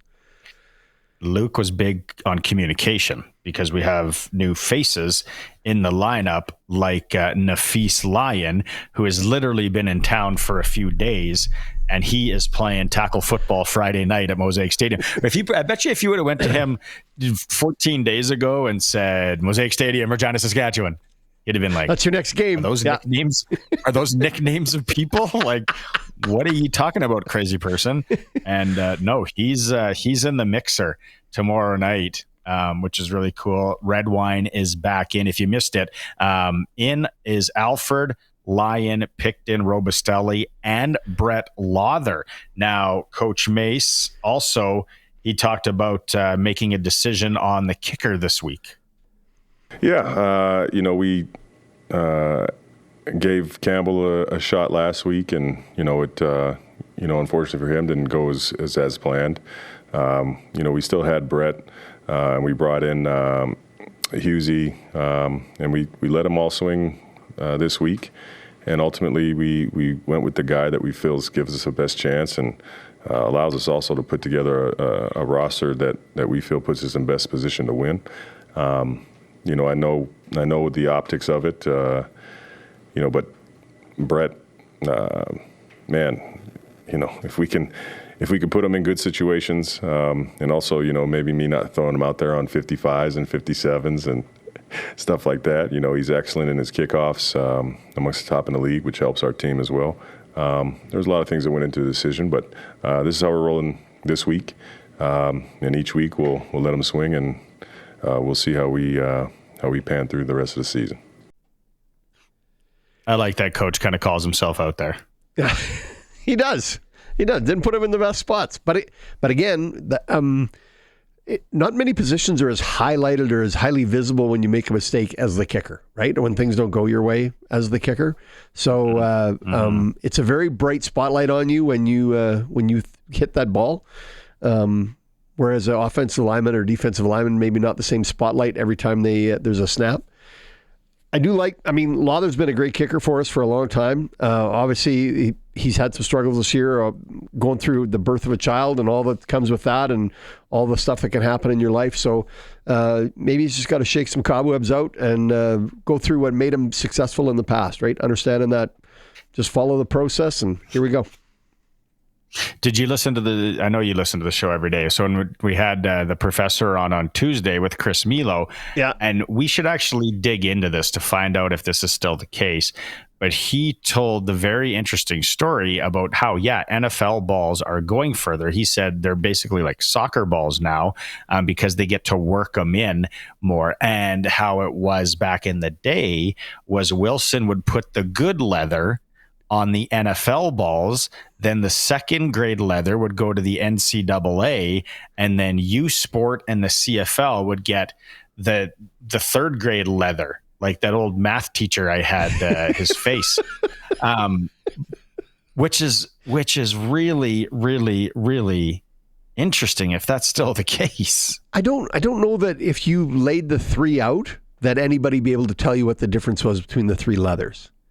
Like, I don't know if you took that pigskin and set it, or cowhide or whatever they're using for it. I don't know if you laid that out on the table, said, tell me which one's 1, 2, and 3. Most people couldn't do that, right? They wouldn't be able to figure out the difference. It would be so subtle in so many ways as to what the difference is. So I'd be interested for somebody to bring that forward and show that to us. You could put down a hide from a bison, from a moose, from a wolf, cow, and pig. I would have a tough time probably figuring any of it out, to be honest with you. Throw a pheasant on there. You're going to know the pheasant. He's got kind of a feathery approach, but the others, some people would have a challenge. They would have a challenge being able to distinguish those. I know what a moose looks like. We got one on the weekend. So more hunting stories. How was that for you? It was good. Good. He's at the butcher, and looking forward to having some snacks with him soon. So I love the picture that you had the other way, but back to the kicking thing. And then Chris Milo talked about it. It was a great interview. It was good. If people missed it, you can go back and listen to it in podcast form on Tuesday. But then the question that Mace had to answer today, is there an open competition at kicker? You have an idea of who your guy is, right? And I'll always give the luxury to not only just Brett, but anybody in those situations. But ultimately, it's a performance-based business. and everybody in the building, whether we choose somebody or not, they're part of this team. Everybody wants to see this team be successful. So we'll continue to do the way that we have, and we'll always choose the best option for the roster that week. I want your thoughts on Campbell Fair, right? Because Luke was kind of, in the first hour there, Luke was kind of hard saying, look, the kid got thrown in and blah, blah, blah. Yeah, he did. But he obviously, when the phone rang, there was an opportunity to come to be the kicker. He didn't hang up and say, no, I'm busy at Walmart. He wanted the job. And he didn't make it happen. It wasn't like he was a grade 8 or 9 student that won some sort of contest and got to go kick. No. Like, this is actually the profession he kind of chose. And he has been practicing a lot. And it's not like they put him, it's not like they said, okay, you're going to kick a 58-yarder from the left hash in a crosswind in Hamilton. No, they just said, go, there's barely any wind. You're in Ottawa, kick a convert. Yeah. And he hossled it. 2 of them. The one was real, like, I don't know where he was putting that one. It was barely made it into the end zone. I feel bad for the guy because that's not what he wanted to do, right? He obviously wanted to have a much better performance than what came about. And he's not standing up going the holder or the snapper or whatever, wind conditions or anything. He's taking his lumps. He should throw somebody under the bus. But he's like, oh, I was wearing, sorry, I forgot my cleats at home. I was wearing flip-flops. You know, it's that old, you get that audition to sing and you get up there and forget the words. That's the way it goes. You're done. We don't get a second chance at this. So, I feel bad for the young guy, but yeah, it's your time to shine and you turn the light out. You got to feel a little bit, for sure. I kid, but you got to feel a little bit sorry for him. And yeah, Lawther's ride or die with Lawther time, I would think. Unless, they brought in Hughes this week. I don't know. Like he said, we'll let him swing and see where it goes. But, an interesting thing on Hughes, and they talked about it a little bit yesterday, kicking off the tee versus not off the tee. So my question is, if he comes up here, does he have to kick off the tee for kicking field goals, or can he kick it off the grass? That would be a jock sniffer question. I can't answer that on the top of my head, man. But that is, I guess we could try. We should have brought that up with Luke. Could ask AI. Yeah. Maybe, I don't even know if Luke would know. Probably not. Yeah, that's Luke's played the game, but I don't know if he would know that. You know what we want? You know what we need, Sharky? We need somebody that kicks barefoot. Remember the old days? You'd watch NFL football and there'd be some weirdo out there. Who barefoot. Was the last guy to kick barefoot? Oh. Yeah, I remember watching I don't know. Remember watching football in the 80s and there was some guy kicking barefoot and it was on one of those fields that was half baseball and half football and he was I'll bet you he was in Miami. You know what? Colson, are you on that? Are you looking that up? Okay, while you look that up, Colson, so let me hear myself. Let me do the ticker while you look all that up. You guys look that up. I got it. You guys you've already got it? Yeah. So Rick Carlisle, I think is how it was pronounced, was the last full-time barefoot kicker. He retired in 1990. And Jeff Wilkins kicked barefoot for one game in 2002. I don't know why.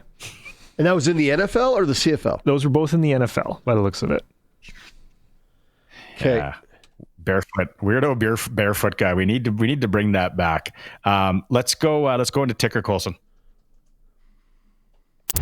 It's time for the Sports Ticker, brought to you by Extreme Hockey and Sports, Regina's locally owned one-stop hockey shop. Now with a price match guarantee. 1425 McIntyre Street. Guys who are getting a jersey in their stall for the game released from the Riders today. In is Alford, Lawther, Lyon, Picton, Robustelli. Out, Milligan, Seanbane Jr., Straker, Fair, and Myers. It is the lights out game. Tomorrow will be great. NFL tonight, Giants 1-4 against the Eagles 4-1. High school football, Sheldon Williams versus Tom. Sheldon could move into second in the Stewart. Laboldus at Riffle, Balfour and Martin Luther, and then Campbell against Miller for first place in the Schwann Conference on the line. NHL, lots of first games again tonight. Jets hosting the Stars. Sens first in Tampa. Canucks welcome the Flames, and the Canadians, who lost last night, are in Detroit. Major League Baseball, Philly staying alive last night back in LA, trying to do the same, down 2-1.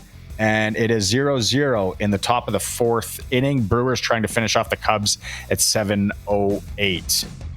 In hour two, Sports Ticker is for Extreme Hockey and Sport, home of the price match guarantee. But in October, you can win $1,000 of your purchase back. That's at Extreme Hockey or Umbrella Marketing, where they can almost put a logo on anything.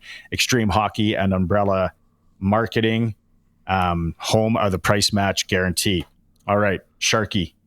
Yes. Do you care about those other two baseball games today? Not as much. But I am looking forward to watch the Tigers and Seattle go at it for Game 5. Yeah, I'm looking forward to that. But that's going to be Friday night, so we're going to have to do the old PVR thing and watch it later on. Oof, PVR, old school. I like it. TiVo, what do you call TiVo. it? What's it called? Recording? TiVo. I don't have a VCR. What are we doing to it, right? Yeah. Yeah, you do. No, you have I a VC. Hey, that's gone, baby. As we throw to break, don't forget we're giving away 4 rider tickets. You and 3 friends. We want to know who you're taking, but we want to know their nicknames. 936-6262. We got an hour left of the show. Glen Suitor is going to kick it off. We're going to hear some more from the riders as we get going in hour 3. It's a Sports Cage on the home of local sports and the Riders, 620 CKRM. Welcome back. Sharky's with me for Flooring Superstores when he's in. Cash and carry prices that are tough to beat. Thanks to Access Communications, our Thursday sponsor. Still an hour left. Glen Suitor is standing by. We're going to talk CFL. We'll talk a whole bunch of stuff with Suits. Also, we're going to hear from DeMarcus Fields in this hour, and we are going to hear from Del Duncan Busby. Riders and Argos tomorrow night. We're giving away a 4-pack, 4 tickets to the game. You got to let us know who are you taking, but what's their nicknames at 936-6262, Prairie Land Rentals text line. We've had some good ones coming in so far. Some I can't read nicknames of people, but yeah, we'll go with that. 936-6262, Prairie Land Rentals text line, where you get to deal with the owner, and they have their Husqvarna snow throwers coming in. Also, we want to remind you that tomorrow is a Rough Rider game day, so all participating KFC locations in Saskatchewan, the End Zone Big Crunch, $4.95, and then the Big Crunch combo is just $7.95. So KFC locations on game day, all participating ones in Saskatchewan. We talked about the Pats in action. We gave away those tickets. A lot of people wanted that. Lots of hockey around the area. Sharky, this is the time of the year, right? It is. NHL, but there's local hockey as well. U of R hockey, men's hockey team. They're at home against Manitoba this weekend. We go against the Riders Friday night, and I believe Saturday afternoon. So, yeah, there's hockey everywhere. We have some Prairie Junior Hockey League, Pilot Butte and Fort Knox. That'll be a good one, 7:30 tonight. Okay, and then I love when people message in, because earlier we ran our Friday Night Lights, our weekly high school football segment for Warren Steinley. I like when people message in and let us know about the big games, and I know that this one, I feel like I'm in the know now. I was like, Jason from Regina says that Miller and Campbell tonight, going to be a heck of a game. And it's so Chunky Adams, his boy Marcus. You ever heard about this kid? Yeah. He is he's so good. Yeah, so that one's a big game too. Campbell Miller first in the Schwann Conference, the way I read it. Because they'll be tied, but then there'll be a little tiebreaker action. I don't exactly know how high school does there. But yeah, lots of good high school football. There's lots of local hockey, everything going on. Jays aren't playing tonight. Riders are playing tomorrow. It's a great time. It's a great time. Busy. And we're giving away the best time of the year. We got everything. We got football, we got baseball, we got hockey. Yeah. It's fantastic. I'm a big start of NHL playoffs Masters guy. But this is a good time because you got CFL down to the short strokes. You got NFL and then all the hockey that's involved. I think fall might be the best. So yeah, let us know who you want to go to the game with and your nicknames of some are pretty easy. Charlie Card Fuzzy. That's easy. And then there's some, like I said, that there's a Scooter in there. Everyone always has a nickname buddy named Scooter. What did you say yours were? Sump Pump, Butterbrickle, and Gumdrops. All right. Yeah. Let's see if Glen Suitor has any nicknames? Take on Nick in his weirdest buddy's nickname. He's probably been listening to the show. Let's go, Colson.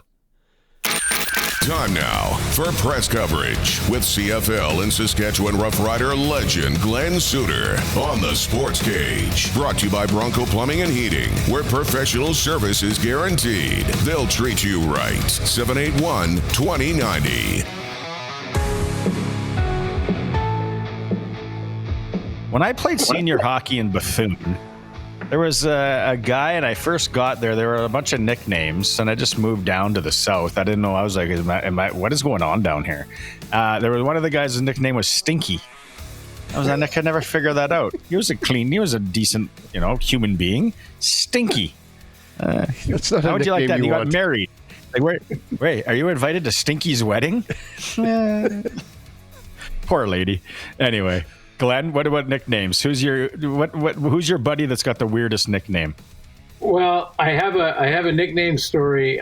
When you're in a hockey locker room, beer league, of course, beer league, and remember this was the hockey locker room where I was the fourth line center on a 3-line team, and all that we did on our line was to make sure that we didn't get scored against. That was our only, when you can't skate backwards, it really hampers the whole transition thing. But anyway, I digress. The nickname story was the rule has always been that you can never give yourself a nickname. No. So you don't walk into a locker room and give yourself a nickname. So a really good buddy of mine, who's still a really good buddy of mine, he walks in, and we're trying to figure out what his nickname. What's been your nickname throughout the years? And he goes, "Well, I'm T-Bone." So he goes, "I'm you can just call me T-Bone anytime. T-Bone's good. T-Bone's good." Well, immediately, one of our defensemen said, "Okay, Pork Chop, you're going to be Pork Chop from now on." That'll stick. That'll stick on you. You can't shake it. And I swear he was Pork Chop for the rest of the time we knew him and we played with this team together. I was in my rookie year, because I was young age-wise, when I got to Regina, everyone started calling me Pup. And I thought for a long time that it was because of my age. Like the team was calling me that, the coaching staff was calling me Pup. And so I went and asked Jay Kane, who was our defensive back coach at the time. I said, you call me Pup because of my age, right? Like I just barely turned 20 and a rookie in the league. And he goes, "Oh, no, that's not why I gave you that nickname." And I said, "Well, what'd you give me the nickname for?" And he goes, "Well, you know what happens when you bring a puppy home and you put him in the house for the first time? You know what he does? He runs around and piddles over everything. I don't want you to do that, okay? So I called you Pup because I want you to get in your head that we're going to start you in this game, and I don't want you running around piddling all over everything." I said, "Thank you for the confidence, Coach. I'm out there, man. I love it." There are worse ways to get a nickname. Yeah. When he went down the T-Bone path there on that story, I thought for sure it was going to be, all right, you're Coco the monkey. Remember from Seinfeld? I'm not sure if the Seinfeld. It might have been before that episode. It was a while ago now. In our beer league hockey team, but he was Pork Chop from then on. But one of the best nicknames of all time was Giz, like Gizmo, and that was right out of the movie with the little whatever they were, the little munchkins or whatever they were, and he just looked like one of those guys and could run. So Henry Gizmo Williams was one of the great nicknames. What was that from? Gizmo was from. It was a little movie with the little guys that at night they went nuts or whatever. Gremlins. You couldn't feed them. Okay. Yes, it was the Gremlins. Yes, nice job. I wouldn't have been able to sleep tonight. There we go. Okay, we're giving away tickets. Yeah, we're still getting look all these Moosey Mikey. I know a guy. We're not buddies. His nickname is Moose, and there's a darn good reason. I don't know how this gentleman fits in an automobile. He is so big. His nickname is Moose. So Glenn, tomorrow night, Riders got some new faces in the lineup. Looking at the cornerback position, and Nafis Lyon has only been in town for a few days. They're throwing him out there. Tavon Campbell and Sales out. When you see these new guys in, we talked about it on Tuesday. I'm like, if a guy's 70, 80%, do you just rest them? What do you think when you see some of these changes that the Riders are making? Yeah, I think it'll be a challenge. Communication will be important, and making sure that CJ Rivas, who, by the way, we were wondering, or at least I was, about the change from him from the cover linebacker to back to safety, and just, some of the pitfalls he could fall into. Don't think that happened, and Brooks played great as well in that game. So that transition looked like it went smoothly, and now it'll be up to Rivas to make sure they're all lined up right. I mean, at the end of the day, Nafis Lyons knows the game. He just now has to get the new terminology, and then know from his position with new terminology, slightly different, but cover 3 is cover 3, cover 4 is cover 4, match, all of the ones you hear, the without getting into all the detail of the coverages, they're all pretty similar. I think there's a lot of different terminology differences on offense, more so than on defense. And defense also has that once the ball's snapped, fly around to the football. You can cover up a lot of mistakes with just straight hustle and getting to the ball and getting 12 hats on the ball. So, I think if you got to make a lot of changes, it's probably a little better to be on defense than on offense when you have to work on that chemistry. But communication will be key, and hopefully get those guys back before the playoff turn. Toronto, what are they going to do? What are they going to bring? What are they going to do? What should we expect? What are they going to look like? Are you playing quarterback? Yeah, they don't want that. They definitely don't want that. You know what?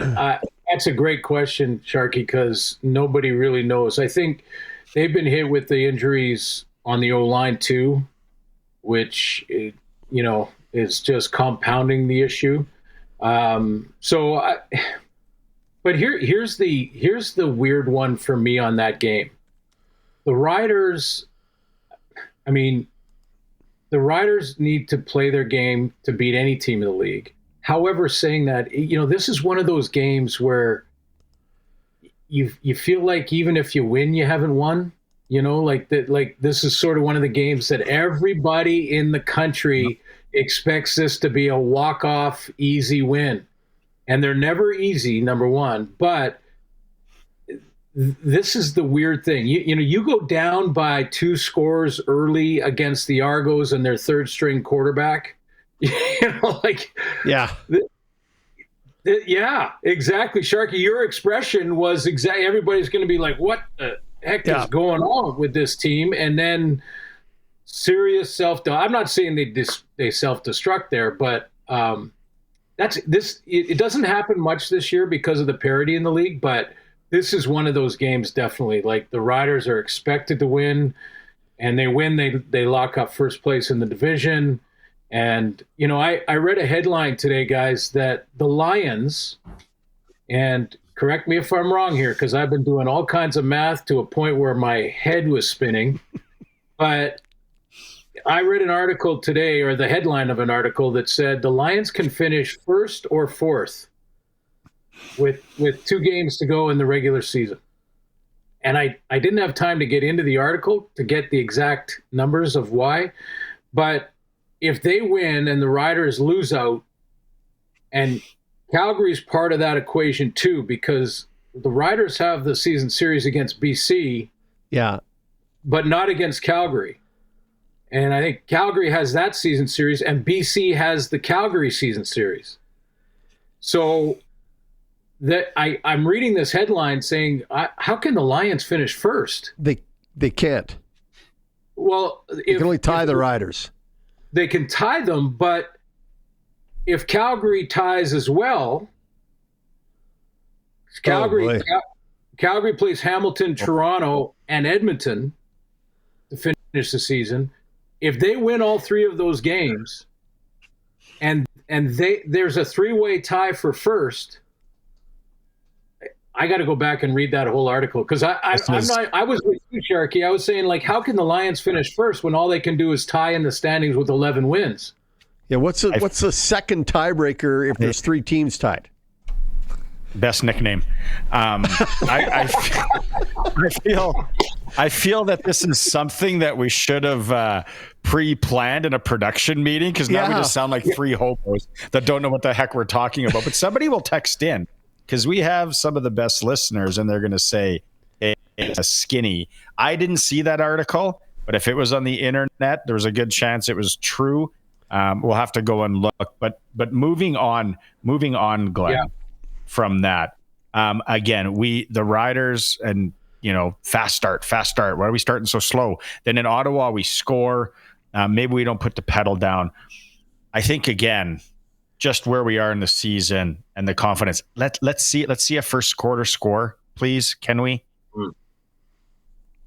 Yeah, agreed. And it also, the changes on defense, boy, that helps a ton, right? It as quick as the Riders can turn Toronto into a one-dimensional. Well, they've been one-dimensional all year. Let's be honest. They running the ball for the Argos has been an inconvenience for Ryan Dinwiddie. He looks at it as like, and maybe they've gone through so many injuries and at the tailback spot that's why, but they just don't run the ball very well, and they don't want to really. It doesn't look like it. So they're already one-dimensional. That'll help, and then you get a lead, and you get them chasing that lead. That's how you control the game. Plus, it also when you're playing a non-playoff team at this point of the season, you get ahead of them early, and their minds, whether you like it or not, their minds start to go to, where am I gonna holiday? I want to Cayman. Yeah. Hey, I don't want to be. I don't want to be on crutches. You. That upsets me to this day. You didn't go back to the Caymans. Yeah. Oh, I don't know. What are you going to walk in a walking boot on the beach? How are you going to wheel and deal with a walking boot? You just stay out of anything. I need 3 weeks and I'm on a plane somewhere hot. Yeah, and you fight it. You really do, because you don't want to let down your teammates. But it's hard, man. You're out of the playoffs. You're down by 3 scores early against a 11-win team, and you're going like, that's a tough one mentally. So, all of those things are important for Saskatchewan. And they've got right now 3 games to figure out their kicking situation. And I heard you guys talk about it. Actually, as far as I understand, and this is going back a few years now, you don't need a tee. You don't have to have a tee. There's not a rule that says in the CFL you have to have a tee for the kicker. In fact, I think Paul McCallum for years went without a tee. And some of the guys who are young that come up and they're hoping to one day maybe go and make bigger money down south, they deliberately don't kick off a tee up here. So that they challenge, Right, so they can prepare themselves for not doing it down there. So and game tape. We want to be yeah. I got a question on Saturday. We get to me these games on Saturday are huge. Stamps, Tiger Cats, and Bombers and Elks. For everybody, there's implications, right? For everybody, there's value in a win. The Elks win, and they're right in the mix. Like they are right there, and the Stamps. For the Tiger Cats, they got to win to stay ahead of Montreal so they can get first place. Like these are big. Yeah. These are big games Saturday. Yeah, they are. And I just did the Zooms with both Calgary and Scott Milanovic and Hamilton and Bo Levi Mitchell, who is the number 1 candidate out of the East for MOP.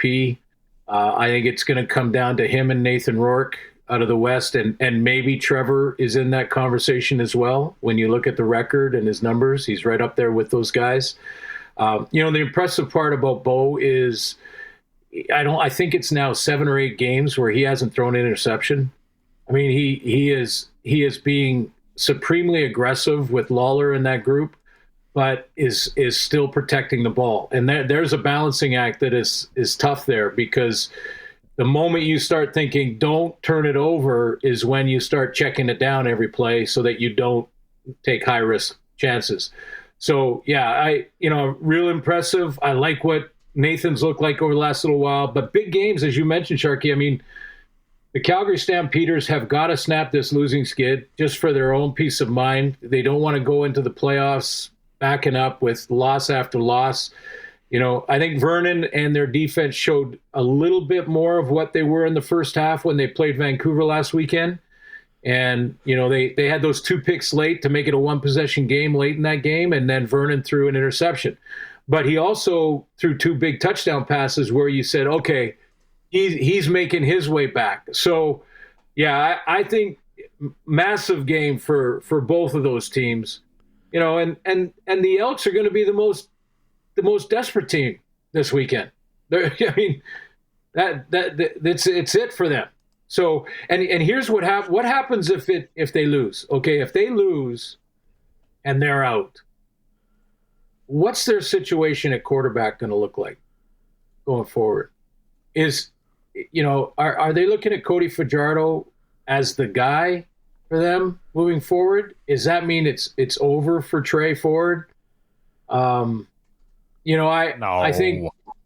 I think on that team, Barney, not necessarily in the league, but on that team. So they're going to be a desperate team to stay in the fight, and they're the long shot, but they're staying in the fight if they win. So that's another, huge game. I'm intrigued. I'm so intrigued by the Calgary Hamilton game. Yeah, me too. I mean, I'm going to be studying it because that's the one I'm calling, along with Montreal. Oh, you're going to the Hammer. Yeah. You and Pork Chop going to the Hammer. You and Pork Chop, yeah. Still a really good friend, by the way, and we still tease him. We still tease him about that. But I'm glad he didn't pass on. I would have felt like a heel. No, he's a great guy. I'm looking forward to it.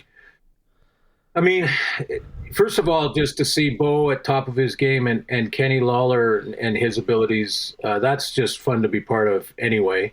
Hamilton can lock up first in the division with a win, so they're motivated. And then they have, I believe they have another game and a bye. So if they win this weekend, they're going to have 2 byes in the last 2 weeks of the season. So they'll have one more bye in the regular season, and then they have the semifinal weekend bye. So they're going to have, one game in 3 weeks. So that's a lot of self-scouting, a lot of adding to the playbook, a lot of being ready for that Eastern final. Is it too much? Will be interesting. Is it too much? Maybe. Well, I asked Scott Milinovich about, they all they're worried about is this one game, so he didn't want to go past that. But I said, just based on your schedule, would you rest guys if you clinch? And he said, we're not even thinking that far ahead, but I don't think so in this case because of the breaks. Those breaks, you don't want to be off for 3 straight weeks and then have to go play a playoff game. Okay. Let's end on this. I need to know Glen Suitor's take, because I think if there's anybody that was on the show today, when I looked down the rundown of who we had, great guests again, it's all in podcast form. I'm like, if there's anybody that's going to agree with me, it's going to be Suits. Is celebrating in baseball when you're going into the semifinals ludicrous? Well, here's what happened to me today. So, with my wife and I, we obviously split the chores. I'm doing a lot of the outside stuff, mowing the lawn, stuff like that. She's taking care of the dishes, the laundry, things like that. So we split it up. And I unloaded the dishwasher. My wife went immediately, got some goggles. She broke open a bottle of shampoo, and she started going nuts like the stream you're seeing right now because I unloaded the dishwasher. And I thought, hey, that's basically what the other guys were celebrating in baseball today, last night. It's about the same significance.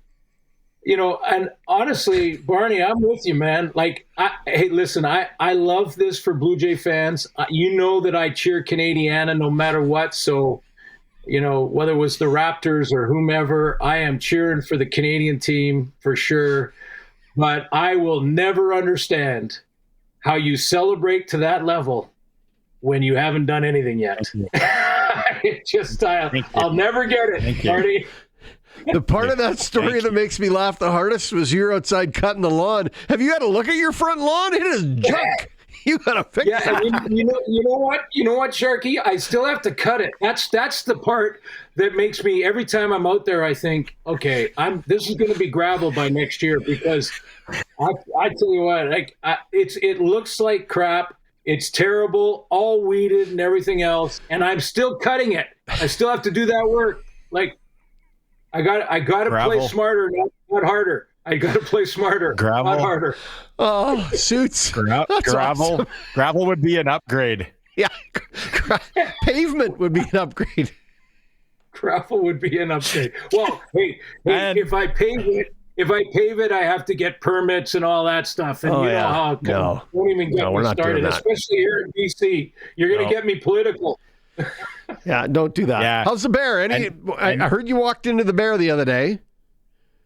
Sharky, straight, like, we were a first down and a half apart.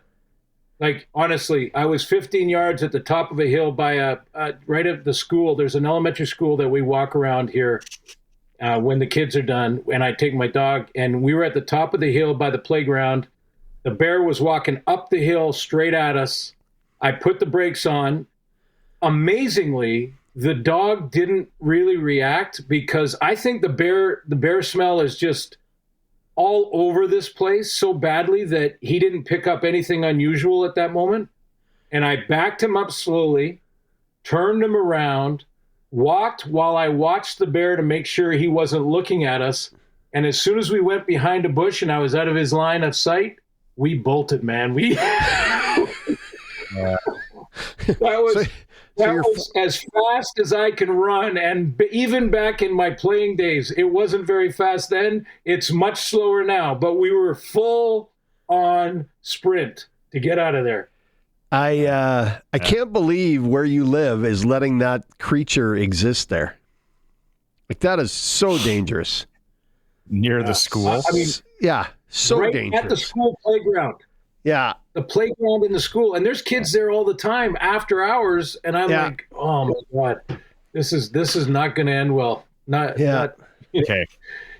Anyway, that was late last week. Let's put that bear on the wall. And before we finish, I got to say, when Glenn started telling that story about the chores that him and his wife do, he started with, so I gotta tell you guys, me and my wife split. And I was like, because my internet's not the greatest here, and I was like, the guy's pretty jovial for someone to just split with his wife like yesterday. Suits. It's always fun, buddy. Travel safe this weekend. Let's catch up after the Thanksgiving long weekend. Sounds good, guys. Have a good one. Happy Thanksgiving to everybody. Yeah. You too. Yeah. Cheers. There is press coverage with Glen Suitor. It's brought to you by Bronco Plumbing and Heating, where professional service is guaranteed. They're going to treat you right. 781-2090, Bronco Plumbing and Heating. Okay, Sharky, let's go to a quick break here, and we'll reconvene. That was a lot of laughs in that one. There was a lot of that was good. Thursday at its best. Yeah. It's the Sports Cage, brought to you by Access Communications, streaming through our YouTube channel at sportscage.com and on 620 CKRM. That's right. You know it. Tomorrow night, Riders and Toronto, the lights out game. The Riders at sportselect.com. The spread is minus 10.5. Major League Baseball right now, 0-0 in the top of the sixth. Phillies and the Dodgers. Also, Brewers trying to finish off the Cubs tonight at 7:08. High school football, Sheldon Williams versus Tom. That's getting going right away. Laboldus and Riffle. Balfour at Martin Luther, and then a good one tonight Campbell against Miller for first in the Schwann. NHL, lots of first games of the season. Sens in Tampa. The Jets are hosting the Stars. Canucks welcome the Flames, who pulled off a real interesting one last night against the Oilers. Canadians, who lost last night, are in Detroit. And there is NFL football. The Giants 1-4 against the Eagles, who are 4-1. Take the Eagles. Take the Eagles. Yeah. And then a shout out for some local hockey tonight. Pilot Butte and Fort Knox, 7:30 in the Prairie Junior Hockey League. That sports ticker is for Steelcraft Doors Regina, made in Western Canada for Western Canada. Did you watch the Oilers and Flames game last night? I watched when it was 3-0 Oilers and stopped. I picked it up. I wake up in the morning and I go, they lost. What the heck? They lost 4-3? Like, what happened? Yeah. Oh, I picked it up down 3-0, and I'm like, and actually, my daughter, I don't know where she got the disdain for the Oilers, but she's cheering so hard for the Flames and clapping and clapping and clapping, and all of a sudden, that shootout for Kadri to be the 8th shooter, I was like, wasn't he your leading scorer last year? And I'm like, he's 8th in the shootout, and then he scores. That guy, I think that guy. And the beauty part about it is we got Eric Francis coming back. Yep. We signed him. I'm meeting with him tonight. I'm meeting with him in about 40 minutes time. He's going to be back with us, our NHL insider. But you look at the Flames and how they did everything last year, and then Kadri maybe getting a little bit snubbed by Team Canada. I think that guy is going to play with his chip on his shoulder all season. He plays with a chip on his shoulder anyway. Like he's got an edge to him. Shoulders. Yeah, he's got an edge to him, and he's a cranky player. He's a guy that, if you were in the mix as you get closer to the playoffs and you get a chance to grab him, he'd be a heck of an addition to any lineup to give you some depth through the middle. He can kill penalties. He can play on your power play. He can take face-offs. He can take big draws. He brings a lot to the table, and I can see him, if the Flames are struggling, as many people think they will this year, that they will be out of the playoff mix come trade deadline, that he will be a valuable asset for somebody to pick up. One of my most interesting watches this year, and I actually should pull it up here. Let's do this in live time. Go to sportsselect.com. I want to know what the future is on the Winnipeg Jets to win the Western Conference. That's what they have here. So Western Conference, the Jets are 10-50. I'm really curious. Where I'm going to leave this is I'm really curious. We'll have to have Weber on here in the next week or so. How the Jets are this year. The Jets, they didn't add a whole bunch of pieces, but they didn't lose a whole bunch. I mean, they lost Ehlers. They went out and added another forward in that spot. The one thing I looked at on the Jets lineup is they're mature. If there's a way to put it? There's some age to the Jets lineup, right? Niederreiter and the rest. They got a lot of guys in the 30s. And so that's a mature lineup for a National Hockey League team. There's not a lot of young guys in there. I think the one guy, not Perfetti, who's out right now. Iafallo, he's right? older. Yeah, he's old. But who's the guy they got from L.A.? The other young guy they got from L.A. in that deal for Dubois. Why is it escaping me? Anyway, they're an older team. So the Jets' window is not very big. It is smaller than people think. And I think they're going to make some changes as the year goes on. They're going to try and get some players in there that can go. I mean, Taves is not a young guy. They add Jonathan Taves. Well, he's 36, 37, right? He went to the World Juniors with Carey Price, right? That leads me to where I'm saying, like, I am really curious on what kind of season, even half of a season here, the Jets have, because I was so rooting for them last year, and the little engine that couldn't, and it, they in the playoffs, it just was too much. The stage was too much for a lot of those guys. The teams are too good. What team, if there's an NHL team that you're looking at this year going into the season and going, I'm really, really curious on how they start and how they do. Who is it? Honestly, it's Tampa. Tampa's I mean, they won 3 cups. They went to the finals another time, I think, in there. And again, we talk about age of your base of your franchise. Tampa's an old club. They're a very mature hockey team. And if they get off to a slow start or get in a couple of situations where they get some guys banged up, do they have the resilience or the desire?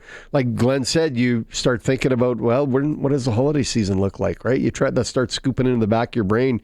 If those Tampa guys that are playing, they're getting into the 800 game section of their life, they're going, this is a long grind. This is a long grind, man.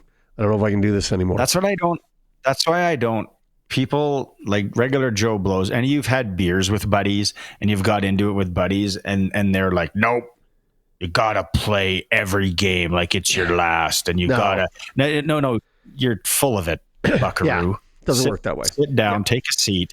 A lot of these, it is. Once you're out of it in the NHL, like some of these teams, actually, here's another curious thing. What happens this year is Sidney Crosby. I think for most people, it's like, is he going to ride it out in Pittsburgh, or are we going to get to that part in the season again where we're going, well, is Sidney going to go to Colorado? Is Sidney going to end up in, Carolina? From a hockey fan standpoint, I want to see Sidney play for the Cup. I don't want to see Sidney play at the World Championships with Team Canada. Like, that's not where I want him to be. I want him to be, whether it's Edmonton, Montreal, Toronto, Colorado, Carolina, I don't care.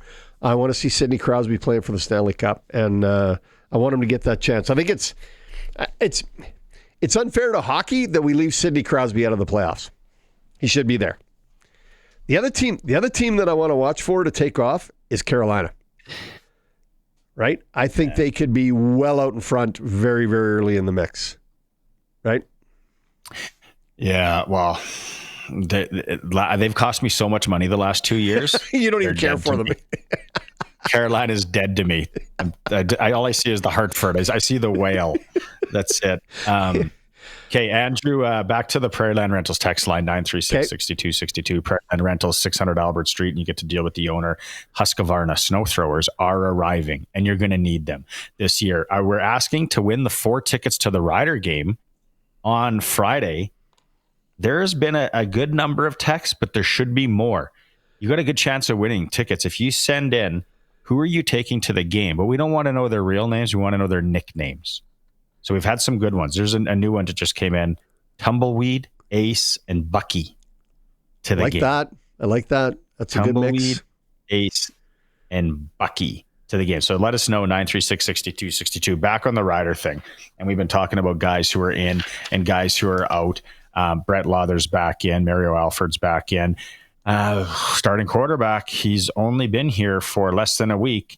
Nafis Lyon, he's probably still paying parking. He's in at cornerback. And then we have Picton and Robustelli in as well. Milligan, Sean Baines Jr., Straker, Fair, and Myers is out. So maybe I think that's a good move on the Myers. There's got to be something wrong there, right? We got showing a ton ankle on depth. that one. They're showing ankle on Myers. So yeah. We got a ton of you got a ton of depth. I don't think there's a big drop off from Myers to Robustelli. I think Robustelli's done a great job there, and really happy with the work that he's put in. They got to focus on Keyshawn anyway, and Schaefer Baker and Samuel Emelis being back in the lineup gives the teams. There's enough there that you got to chase that Dante Myers wasn't going to. Even if he's open, there's only one ball, right? There's only one ball to throw to all those guys. So Robustelli's a good addition in that spot. All right. Trevor Harris, he's obviously been on a few championship teams, or he's made runs as well.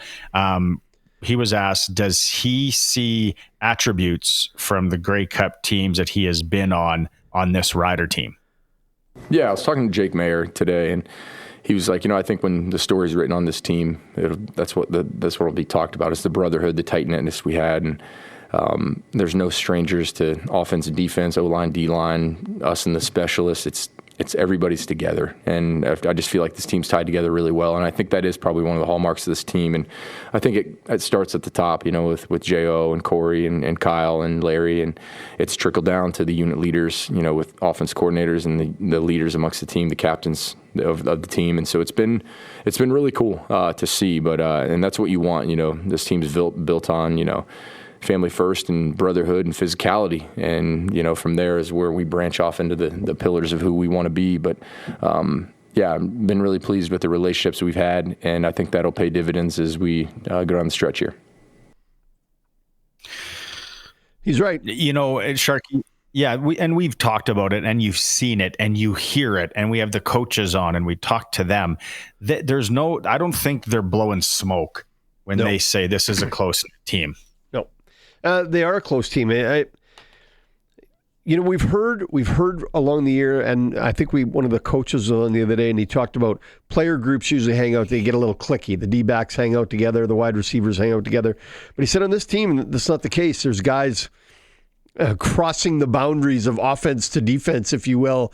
Different groups spending time together and doing things on and off the field. So I think this is a really close team. I think it's a team that's pretty tight.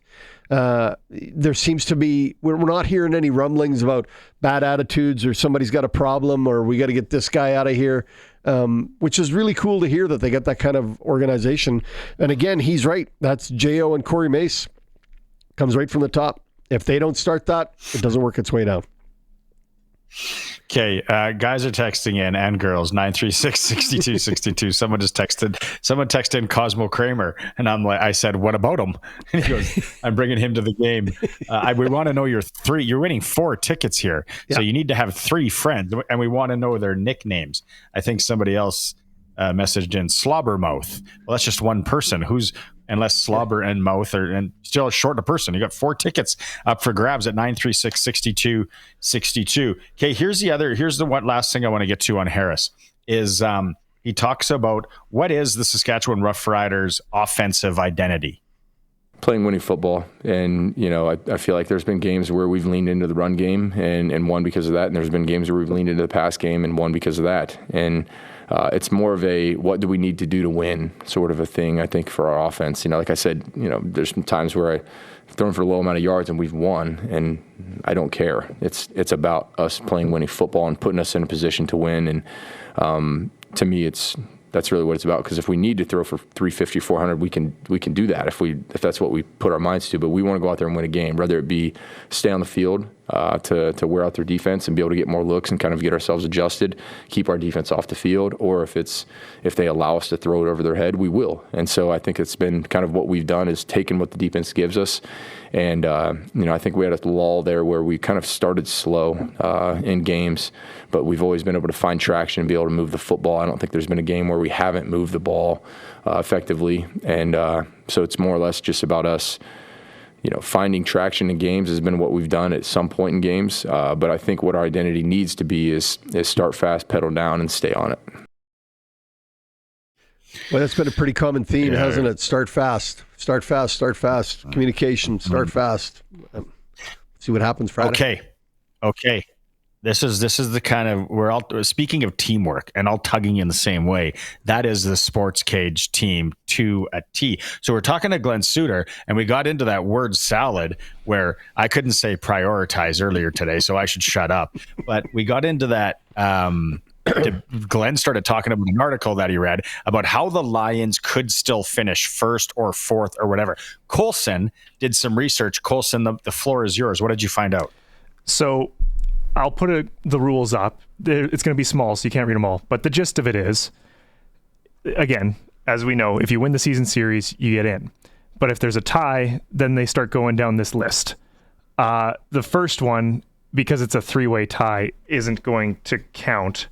So basically, the second rule is at play here, which is basically saying, of the teams tied, who has the best record against each other? Which, if BC beats us, then BC this year against us and Calgary would be 3-2. Calgary would be 2-2, and we would be 2-3. So that is the one situation where BC can get first. So we got to beat BC then, regardless that last game of the year. No, if we win one game, we're ahead of them no matter what. Okay. If we lose out and BC wins out, and I think if Calgary wins out and ties with us, then BC can get first. If Calgary doesn't tie with us, we still own the season series against BC. Because we beat them twice already. Correct. Okay. So this is a really weird way that it got there. But my favorite part of the rules is once you get down all the way down to the end of it, it comes to a coin flip. They're just like, at this point, the fact you're tied, we'll flip a coin. Like it. Like that's the way they should go right from the start. It should be arm wrestling. Something Canadian. Something weird. Rock, paper, scissors. Your best arm wrestler. Kaiser. One game of Kaiser. There you go. Okay. Game is tomorrow, of course, 7 o'clock. Still 936-6262. Colson's going to award those tickets here in the next few minutes. We're going to go to break. When we come back, we're going to hear Dave Thomas talking to DeMarcus Fields. It's talking about his hand in Brooks Jr. interception last week. It's a really cool interview. It is a Sports Cage. We're on the home of the Riders. We're streaming through our YouTube channel, sportscage.com, and we're on 620 CKRM.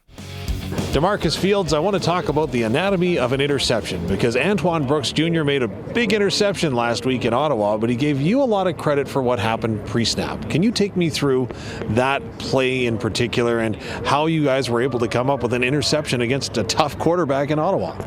Just us studying the game and Twan being my roommate. So I just felt like, we've been coming up with a plan the whole week and we executed the plan. That's how he got his first CFL touchdown.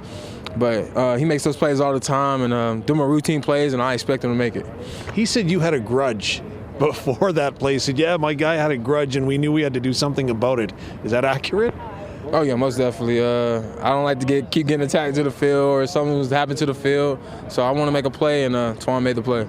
So when you're having that communication, obviously there's 20 seconds on the play clock. You can't have a big, long conversation. What is the conversation like? Is it a word? Is it a look? Is it a hand gesture? Can't give you too many hints. Yeah, but, okay. But most definitely, I just look at, the splits and game and film study, and I try to put it together real fast, and I got a couple things that I like and a couple things that I use, so that's about it. Now, you didn't get a chance to run all the way to the end zone with the football in your arms, but how much pride do you take in that play and having trusted what you saw on film and were able to communicate it to a teammate?